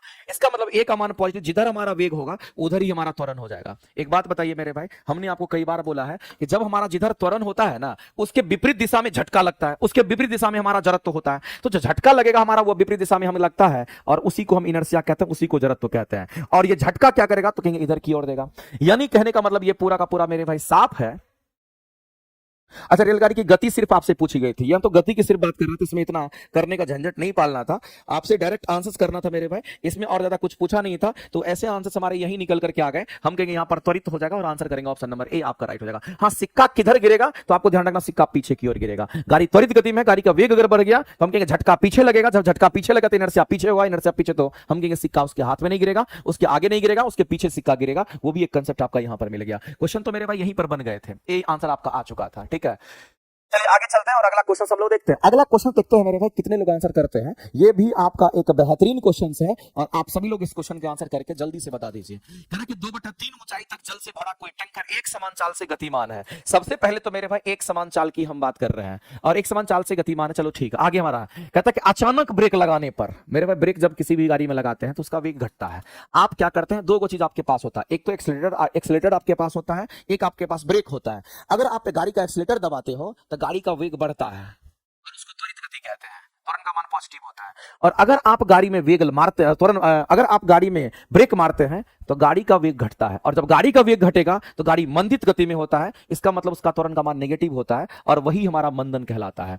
आपसे हम जानना चाहते हैं मेरे भाई कि इस क्वेश्चन के आंसर्स क्या होंगे, और आपको यह बताना है कि जब ब्रेक मारा गया तो बताइए टैंक से भरा जल हमारा क्या होगा, आगे की ओर भागेगा कि पीछे की ओर उस टैंक में शिफ्ट होगा, ये आपसे पूछा गया है। मेरे भाई इस क्वेश्चन को सॉल्व करने के लिए पूरी तरीके से आपको एनालिसिस मेरे साथ करना है, और देखिए कितने आसानी से इस क्वेश्चन के आप आंसर कर पाओगे। एक टैंक हम बना लेते हैं और इस टैंक में क्या करते हैं, दो गो पहिया लगा देते हैं नीचे में, और इस दो गो पहिया लगाने के बाद इसको क्या करते हैं तो रोड पर मेरे भाई हम लोग क्या करते हैं, इस पर रोड पर इसको लेके जा रहे हैं। पहले ये गाड़ी जो चल रही थी इसकी एक समान चाल थी, लेकिन बाद में इसमें ब्रेक मार दिया गया। तो मेरे भाई हम ये जानना चाहते हैं कि जो हमारा टैंक था, इस टैंक में हमारा क्या कहेंगे, टैंक में हमारा 2/3 हिस्सा तक ही पानी भरा हुआ था, पूरा पानी नहीं भरा हुआ था। अगर पूरा पानी भरा होता तब तो कोई परिवर्तन नहीं होता, लेकिन 2/3 हिस्सा तक पानी भरा हुआ है, यानी कि 2/3 पानी भरा हुआ, 1/3 यहां पर खाली है। इसका मतलब मेरे पास 75% हमारा क्या होगा, कहेंगे यहां पर हमारा कहीं ना कहीं यहां पर हम कहेंगे पानी हमारा यहां पर फिल है, यानी कि 2/3 हिस्सा हमारा पानी से भरा हुआ है, 1/3 हिस्सा हमारा यहां पर हम कहेंगे खाली है। इसको छोड़ दीजिए, ऐसा पानी भरा हुआ है और गाड़ी आगे की ओर जा रही है, टैंकर आगे की ओर जा रही है, और टैंकर में क्या हो रहा है मेरे में, तो ब्रेक मार दिया गया। टैंकर में क्या मारा गया तो कहेंगे यहां पर ब्रेक अप्लाई हुआ। यहां पर क्या अप्लाई करेंगे, तो हम जैसे ही यहां पर ब्रेक अप्लाई करेंगे तो ब्रेक अप्लाई करेंगे तो उसका वेग तुरंत घटेगा, और अगर वेग घटता है तो मेरे भाई त्वरण का मान नेगेटिव आता है, और त्वरण का मान अगर नेगेटिव आएगा इसका मतलब वेग अगर आगे तो तुरंत हमारा पीछे काम करने लगता है। तो बताइए जैसे ही आपने ब्रेक मारा उसका वेग घटा, पहले एक समान चाल से चल रहा था, आपने ब्रेक अप्लाई किया तो वेग घटने लगा। वेग जैसे ही घटेगा मेरे भाई तो आप सीधा कहोगे सर वेग अगर घटेगा ना तो यहां भी इनर्शिया का वही कंसेप्ट काम करेगा। जैसे ही वेग हमारा घटा, अगर वेग बढ़ता त्वरण हमारा आगे होता, अगर वेग घटा त्वरण हमारा पीछे काम करने लगेगा सर, यानी कि जो त्वरण है वो हमारा पीछे काम कर, नेगेटिव त्वरण का मतलब त्वरण पीछे काम करने लगेगा। अब अगर त्वरण पीछे होगा तो मेरे भाई मैं आपको कहना चाहता हूं कि हमेशा जो इनर्शिया होता है ना वो किसका अपोज करता है, तो इनर्शिया हमेशा त्वरण का विपरीत दिशा में काम करता है, इनर्शिया इधर काम करेगा, यानी पानी में झटका आगे की तरफ लगेगा। जब पानी में झटका आगे की तरफ लगेगा तो पानी इधर का पानी शिफ्ट हो जाएगा इधर की तरफ। इसका मतलब है मेरे भाई कि जो पानी हमारा था वो पानी कहीं ना कहीं ऐसा शिफ्ट हो जाएगा, जो पानी हमारा था वो पानी कहीं ना कहीं ऐसा शिफ्ट हो जाएगा, यानी यहां का पानी खाली हो जाएगा, वो पानी यहां आकर के भर जाएगा, यहां पर भर जाएगा और यहां का पानी खाली हो जाएगा, तो ये आगे शिफ्ट कर जाएगा। इसका मतलब है कि जिधर गाड़ी जा रही थी उधर का जो ये गहराई होगा वो पानी का वो हमारा यहां पर बढ़ जाएगा, और उसके जस्ट पीछे में गहराई हमारा क्या होगा तो और हमारा क्योंकि नीचे आ जाएगा, ये गहराई नीचे आ जाएगा। अब बताइए कितने आसान क्वेश्चन है मेरे भाई। बताइए अगर हम यहां पर अचानक गाड़ी में ब्रेक मारे, टैंक में भरा जल किधर की ओर गया तो आगे की ओर जाएगा, आगे की ओर गति करेगा, इनर्शिया झटका मारेगा आगे की ओर, और आप आंसर क्या करेंगे, ऑप्शन नंबर बी करेंगे। आप आंसर क्या करेंगे तो ऑप्शन नंबर बी करेंगे। ऑप्शन नंबर बी जिनका है उनका राइट आंसर होगा, और इसी को हम लोग कहते हैं गति का जड़त्व, ध्यान रखिएगा। आगे चलते हैं, अगला क्वेश्चन हम लोगों को यहां पर ध्यान रखना है कि रॉकेट की हम बात करते हैं। जब कभी भी हमारे सामने में रॉकेट की बात होती है तो मैं आपको बताना चाहता हूं मेरे भाई एक बात आप जान लीजिए, कभी भी अगर आपसे रॉकेट की बात करता है कभी भी आपसे रॉकेट की बात करता है तो रॉकेट जो हमारा होता है, याद रखना एक और कंसेप्ट हम आपको बताते हैं। एक तो रॉकेट हमारा होता है जो कि रॉकेट हमारा नीचे से ऊपर छोड़ा जाता है। मेरे भाई याद रखना कि रॉकेट हमारा जो रॉकेट के अंदर जो ईंधन होता है ना, वो ईंधन कैसे चलता है? वायुमंडलीय ऑक्सीजन से नहीं जलता है। रॉकेट के पास क्या होता है, जब रॉकेट लॉन्च होता है तो उसके पास खुद का एक ऑक्सीजन टैंक होता है और वह अपने ही ऑक्सीजन टैंक से फ्यूल को जलाता है। लेकिन अगर रॉकेट की जगह पर किसी दूसरी चीज की अगर बात करता है, जेट की बात करता है, जेट विमान की बात करता है, वो जो फ्यूल जलाता है बाहर के ऑक्सीजन को सक करके तब जलाता है। अंतर ये भी ध्यान में रखना है। और दूसरी बात है मेरे भाई, अगर रॉकेट अगर हमारा चलता है, रॉकेट अगर हमारा लॉन्च होता है, तो याद रखना मेरे भाई ये संवेग संरक्षण पर हमारा आधारित होता है। ये किस पर काम करता है? क्योंकि हमारा संवेग संरक्षण पर ही हमारा काम करता है। इस क्वेश्चन का अगर आंसर करेंगे तो ये हो जाएगा। और एक बात जान लीजिए, एनर्जी कंजर्वेशन पर जो आधारित होता है, इस नियम पर जो आधारित होता है, सबसे फेमस जो एग्जांपल है वो बर्नौली का है। मेरे भाई बर्नौली प्रमेय की हम बात करते हैं। हम किसकी बात कर रहे हैं? तो हम यहां पर बर्नौलीज थ्योरम की हम बात करते हैं। तो आपको ध्यान रखना, ये बर्नौलीज थ्योरम हमारा क्या होता है? ऊर्जा संरक्षण के सिद्धांत पे काम करता है और इसी को हम बर्नौली प्रमेय कहते हैं। इसी को हम लोग क्या कहते हैं? तो बर्नौली प्रमेय के नाम से हम जानते हैं। ध्यान रखना, अगर द्रव्यमान संरक्षण की अगर आपसे बात करता है तो द्रव्यमान संरक्षण पर नियम पर हमारा कौन आधारित होता है? तो याद रखना मेरे भाई, आप कंटिन्यूटी इक्वेशंस की हम बात करते हैं। हम किसकी बात करते हैं? तो याद रखिएगा, नहीं पूछा लेकिन पूछने की संभावना है। हम कंटिन्यूटी इक्वेशंस की हम बात करते हैं। ये हमारा डिफाइंड होता है और इसको हम लोग अविरलता का सिद्धांत भी कहते हैं। इसको क्या कहेंगे? तो अविरलता का यहां पर समीकरण भी कहते हैं। और अविरलता के समीकरण से ही हम लोग क्या करते हैं? तो इस तरीके से हम लोग एरिया A1 V1 बराबर A2 V2 हम लोग कैलकुलेट करते हैं। उतना बात आपको नहीं जानना, लेकिन कंटिन्यूटी इक्वेशंस में मास कंजर्वेशन होता है और बर्नौली इक्वेशंस हमारा एनर्जी कंजर्वेशन पे काम करता है। और रॉकेट वगैरह की लॉन्चिंग जो होती है वो हमारा संवेग संरक्षण पर काम करता है। कोई भी बम विस्फोट हो गया, संवेग संरक्षण। कहीं पर किसी को ठोकर लग गया, संवेग संरक्षण। मेरे भाई इस बात को आप ध्यान रखना, क्वेश्चन आपसे कई बार पूछता है। वेग संरक्षण का कोई कंसेप्ट हमारा होता नहीं है, इस बात को आप ध्यान रखेंगे। वेग कंजर्वेशन का हमारा कोई कंसेप्ट, संरक्षण का कोई कंसेप्ट हमारा नहीं होता, ये चीज आपको ध्यान रखना। चलिए आगे चलते हैं। आपको ध्यान रखना है कि जब कभी भी हम ग्रेविटेशन की हम बात करते हैं, हम किसकी बात कर रहे हैं? तो हम यहां पर ग्रेविटेशन की बात करते हैं। तो जब कभी भी ग्रेविटेशन की बात करता है, और ग्रेविटेशन को हम लोग क्या करते हैं? तो इसको हम लोग गुरुत्वाकर्षण के नाम से हम जानना चाहते हैं। एक बात मेरे भाई हम आपसे शेयर करना चाहते हैं, अगर आप इंटरेस्टेड होंगे तो हम इसके बारे में बात करेंगे आपसे। एक्चुअली में बात यह है कि जितने भी बच्चे मेरे से पढ़ रहे हैं ऑफलाइन या ऑनलाइन मोड में, हम आपसे एक चीज चर्चा करना चाहते हैं। हम चाह रहे हैं क्या? सिर्फ फिजिक्स है हमारा, केमिस्ट्री हमारा है, बायोलॉजी हमारा है और इन्वायरमेंटल साइंस हमारा है। ये जो 4 सेक्शन से जो क्वेश्चन आपके टीआरई में पूछे जाते हैं ना, मेरा मानना है मेरे भाई कि उसके 1000 क्वेश्चंस पूरा super selective questions, 1000 question chapter wise, physics का, केमिस्ट्री का, बायो का और इन्वायरमेंटल साइंस का, अगर एक साथ मेरे भाई 1000 क्वेश्चन हम आपको करा दें तो हमको लगता है मेरे भाई चैप्टर आपके मजबूत होंगे। लेकिन हम उसी चैप्टर को कराएंगे जो चैप्टर आपके एग्जाम पॉइंट ऑफ व्यू से खासा इंपॉर्टेंट है। हम सभी चैप्टर नहीं कराएंगे फिजिक्स में, सभी चैप्टर हम केमिस्ट्री में नहीं कराएंगे, सभी चैप्टर हम बायोलॉजी में नहीं कराएंगे। हम वो चैप्टर कराएंगे जो चैप्टर आपको मजबूत करना है। थ्योरी तो आप पढ़ ही रहे हैं और आपका एमसीक्यू से भी मजबूत हो जाएगा चैप्टर वाइज। लेकिन उसके लिए एक अलग से हम एक सीरीज आपको अलग से प्रोवाइड करेंगे, 1000 क्वेश्चन का एक्युमुलेशन। और वो बच्चे जो नियुक्ति बैच की क्लासेस मेरी कर रहे होंगे, नियुक्ति बैच में जो प्रैक्टिस आप मेरे साथ कर रहे हैं, उनको लेने की जरूरत नहीं है। उनके बैच में मेरे भाई वो हम कराएंगे ही कराएंगे। लेकिन जो बच्चे मेरी नियुक्ति बैच की क्लासेस नहीं कर रहे होंगे, उनसे हम कहेंगे कि मेरा चैप्टर वाइज क्वेश्चन आप जरूर करिएगा, जिसमें हम आपको एमसीक्यूज कराएंगे चैप्टर वाइज, फिजिक्स का, केमिस्ट्री का, बायो का, एनवायरमेंटल साइंस का। याद रखना चैप्टर वाइज मतलब वैसे क्वेश्चन जो एग्जाम में छपेगा। और ध्यान रखना वैसे चैप्टर को कराएंगे जो एग्जाम में आता है, फर्जी चैप्टर को साइड कर देंगे। उसके लिए अलग से एक बैच हम डिजाइन करेंगे, 1000 क्वेश्चन का, मात्र 1000 क्वेश्चन का पूरा निचोड़ हम आपको दे देंगे। अगर आप मेरे से लाइट पर है, हीट पर है, बढ़िया बढ़िया चैप्टर फिजिक्स का पढ़े हैं, उसके क्वेश्चंस उसी में हम करवाएंगे। अगर नियुक्ति बैच आपके पास है तो आपको लेने की जरूरत नहीं है। अलग से जो बच्चे नहीं लिए होंगे उनको अगर चैप्टर वाइज लेने की जरूरत है, आप लेकर के थ्योरी पढ़ रहे हैं मेरे साथ, आप वहां से उसको कमांड कीजिएगा। ठीक है, ध्यान रखना वो आपके काम का होगा और बहुत मस्त हो जाएगा। हम आपको 1 से 2 दिन के बैच, 1 से 2 दिन के अंदर वो बैच हम आपके लिए लेकर के आएंगे। जिनके पास नहीं नियुक्ति बैच है, दिक्कत नहीं, आप उसी में आपको करा देंगे। लेकिन जिसके पास नियुक्ति बैच नहीं है उसके लिए अलग से डिजाइन कर रहे हैं। ठीक है, ध्यान रखिएगा। मेरे भाई ग्रेविटेशन की बात करते हैं, गुरुत्वाकर्षण की बात करते हैं, तो आपको ध्यान रखना है कि गुरुत्वाकर्षण में एक टर्म हमारा आता है कैपिटल जी का, और इसको हम लोग कहते हैं यूनिवर्सल ग्रेविटेशनल कांस्टेंट होता है। इसका नाम होता है मेरे भाई, इसको हम लोग बोलते हैं कि जी हमारा क्या कहेंगे, हमारा ग्रेविटेशनल कांस्टेंट के नाम से जानता है। ये हमारा ग्रेविटेशनल कांस्टेंट होता है। और ये जो ग्रेविटेशनल कांस्टेंट हमारा होता है कैपिटल जी, ये मेरे भाई यूनिवर्सल कांस्टेंट भी आप इसको कह सकते हैं। ये यूनिवर्सल कांस्टेंट भी आप इसको कह सकते हैं, यूनिवर्सल कांस्टेंट भी आप इसको कह सकते हैं, क्योंकि इसका मान कभी नहीं बदलता है। और कैपिटल जी की जो वैल्यू होती है वो 6.67 इंटू 10⁻⁻11 इतना न्यूटन मीटर स्क्वायर पर हमारा केजी स्क्वायर होता है। इसको भी ध्यान में रखेंगे। और कैपिटल जी का मान किसी पर निर्भर नहीं करता है, ये किसी भी माध्यम पर निर्भर नहीं करता है। इसका जो कंसेप्ट दिया है मेरे भाई, इसकी जो वैल्यू प्रदान की है वो हेनरी कैवेंडिश का नाम आपने सुना होगा। किसने, किसके बारे में? तो हेनरी कैवेंडिश की हम बात करते हैं। ये हेनरी कैवेंडिश ने ये कंसेप्ट दिया, इसकी वैल्यू के बारे में उन्होंने बताया है। ठीक है, तो मेरे भाई क्या ये कैपिटल जी की बात कर रहा है? गुरुत्वाकर्षण नियम में कैपिटल जी की बात कर रहा है, स्मॉल जी नहीं है, कैपिटल जी है। क्या ये पृथ्वी किसी पर निर्भर नहीं करेगा? किसी पर निर्भर करने की बातें नहीं है मेरे भाई, ये निर्भर कर भी नहीं करता है किसी पर। पृथ्वी के द्रव्यमान त्रिज्या पर निर्भर नहीं करता मेरे भाई, किसी पर भी नहीं करता है, ना पृथ्वी द्रव्यमान पे करेगा ना त्रिज्या पर, किसी पर भी नहीं करेगा। तो आंसर डी के साथ आप लगा दीजिए, यही आप कर सकते हैं। और क्या कर सकते हैं, आगे चलते हैं। अगला क्वेश्चन है मेरे भाई, इजी क्वेश्चन है आपको बताने। कहता है कि आर त्रिज्या की पृथ्वी के केंद्र पर बताइए पिंड का भार क्या होगा। मेरे भाई किसी भी पिंड का, किसी भी वस्तु का भार कितना होता है, आप ही बताइए। किसी भी वस्तु का भार, किसी भी पिंड का भार कितना होता है? तो अगर हम एक लाइन में आपसे पूछे कि भार हमारा कितना होता है, कहेंगे आप mg होता है। और पृथ्वी के केंद्र पर, कहां पर? तो पृथ्वी के केंद्र पर पूछा गया, और पृथ्वी के केंद्र पर जी का मान 0 होता है, ये तो सबको पता होगा। और भार भी हमको वहीं का निकालना, तो जी का मान 0 करेंगे तो इसका मतलब भार 0 हो जाएगा। मेरे पास सीधी सी बात है, सीधा सा कंसेप्ट है, पृथ्वी के केंद्र पर भार 0, क्योंकि जी का 0 का हम कहेंगे भार 0, क्योंकि जी का मान वहां पे 0। आंसर करेंगे ए, आंसर करेंगे हमारा ए करेक्ट हो जाएंगे। लेकिन याद रखना चैप्टर वाइज बहुत जल्द आपके सामने में वो क्वेश्चंस आने वाले हैं, बहुत जल्द, 1 से 2 दिन के अंदर आ जाएगा। 1000 क्वेश्चन। जिन्होंने नियुक्ति बैच नहीं लिया उनको एकदम करना है। अगर आप अखंड ज्योति बैच में पढ़ते होंगे, इंजेक्शन बैच में पढ़ते होंगे, या अगर मेरे बैच में जहां भी पढ़ते होंगे, अगर आप थोड़ा देर के लिए मेरे पास सोचिए, चैप्टर उतना मजबूत हो जाएगा वो वाला। क्वेश्चन पूछ लिया तो एक एक क्वेश्चन तुम कर के आओगे। 1000 क्वेश्चन का वो बेनिफिट हम आपको देने वाले हैं इधर। ठीक है, तो अगर हम बात करते हैं यहां पर किसी पिंड का वायु में भरा भार, वायु में जो भार है वो कितना? तो इतना। मेरे भाई हवा में लटका दिए उसको, उसका भार कितना न्यूटन है? 10 न्यूटन है। तब कहता जब उसको वायु से, हवा से निकाल कर पानी में डुबाए तो पता चला उसका भार हमारा कितना न्यूटन रीड करने लगा, तो उसका भार अब केवल मेरे भाई 8 न्यूटन होने लगा।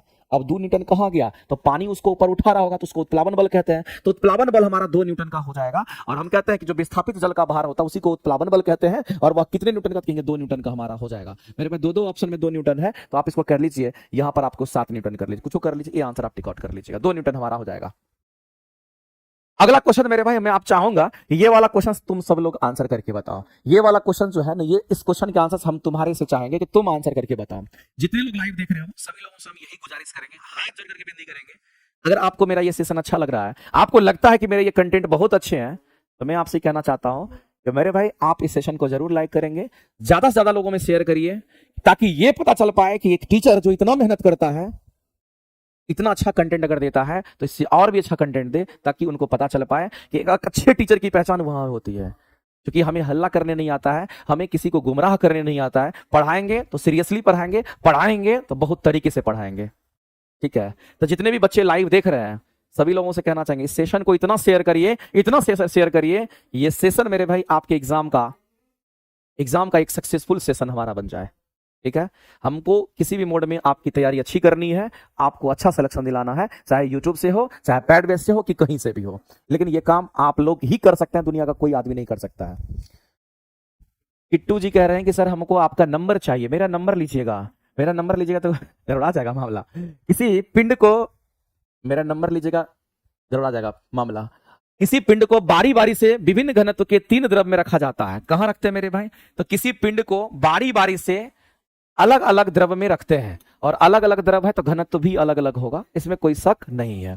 तब कहता है कि वह पिंड D1 D2 D3 के द्रव के घनत्व में रखा जाता है। यानी 3 को द्रव लिए और तीनों द्रव का घनत्व क्या है? तो D1 D2 D3 है। वो घनत्व हमारा ρ1 ρ2 ρ3 लिख करके D1 D2 D3 हमारा लिख दिया। पदार्थों के घनत्व का मान अलग अलग होता है, ये तो सभी लोग जानते हैं। अब कहता है कि आप ये बताइए, क्रमशः लगा हुआ, क्रमशः का मतलब होता है जिस सीक्वेंस में बोला उसी सीक्वेंस में ये दे रखा है।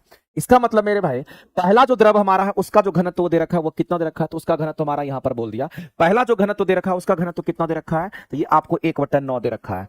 दूसरा जो घनत्व हमारा D2 दे रखा है, ये घनत्व कितना है? क्रमशः का मतलब जैसे दे रखा है वैसे ही आंसर करेंगे। तो इसको हम क्रमशः का मतलब ये पहला, ये हमारा दूसरा, और ये हमारा यहां पर तीसरा। तो मेरे भाई हम कहेंगे D1 D2 D3 की बात करेंगे तो D2 हमारा कितना कहेंगे? 2/11 हो जाएगा। और तीसरा जो हमारा घनत्व यहां पर है उसको कहेंगे D3, और इसकी जो वैल्यू दे रखी है हमारा 3/7 दे रखा है।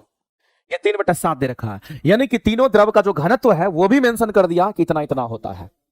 अब कहता है मेरे भाई आप ये बता दीजिए कि अगर तैरता है तो घनत्व के विषय में कौन सा कथन सही है, किसका घनत्व ज्यादा है किसका घनत्व कम है, उसी पर रिलेशन पूछा है मेरे भाई। घनत्व किसका ज्यादा है उसी का ना पूछा है। तो इसमें से कौन मान ज्यादा होगा, थोड़ा भी मैथमेटिक्स अगर बढ़िया होगा तो किसकी वैल्यू ज्यादा होगा नहीं निकाल सकते हैं। याद कीजिए रेशियो प्रोपोर्शन जब सर पढ़ाते होंगे तो इसमें से कौन ज्यादा है कौन कम है वो जरूर बताते होंगे आपको। मेरे भाई करना कुछ नहीं होता है, बस काम आप समझिए। अगर आपको ऐसा दिख रहा है तो आप क्या करेंगे, तीनों का एलसीएम आप ले लीजिए। जब तीनों का एलसीएम लेंगे तो जो निकल करके आएगा उससे गुना कर देंगे, तीनों में गुना कर दीजिएगा, जो मान आपका निकल करके आएगा वही हमारा यहां से दिखाएगा कि कौन ज्यादा है कौन कम है। हम चाहेंगे मेरे भाई इसमें से बता दीजिए आप लोग कि कौन वैल्यू ज्यादा है इसमें से। रिलेशन उसी का ना पूछ रहा है जी यार, यहां पर घनत्व का रिलेशन पूछ रहा है, घनत्व का रिलेशन आपसे पूछ रहा है, कौन सा रिलेशन हमारा बढ़िया है, कौन सा रिलेशन हमारा सही है, कौन सा रिलेशन हमारा क्या तो सही है, ये आपको बताना है।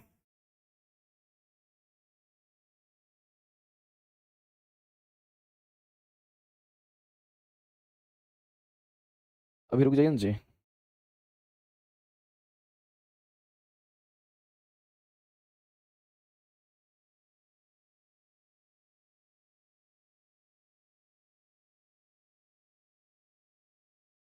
मामला कुछ थोड़ा सा गड़बड़ लग रहा है इस क्वेश्चन का, ठीक है, हमको क्वेश्चन वेरीफाई करना पड़ेगा। ऐसा करते हैं, इस क्वेश्चन को अभी रहने देते हैं, ठीक है। आंसर में थोड़ा सा हमको वेरिएशन लग रहा है, एक बार चेक करेंगे तब आंसर कराएंगे इसका। इजी है, थोड़ा क्वेश्चन को और तरीके से कराएंगे, हम यहीं तक रहने देते हैं। कल जब आप आइएगा ना तो इसके आगे का जो क्वेश्चन है उसको कराएंगे, क्योंकि टाइम हो गया दूसरे क्लासेस के, इसलिए हम अभी छोड़ रहे हैं।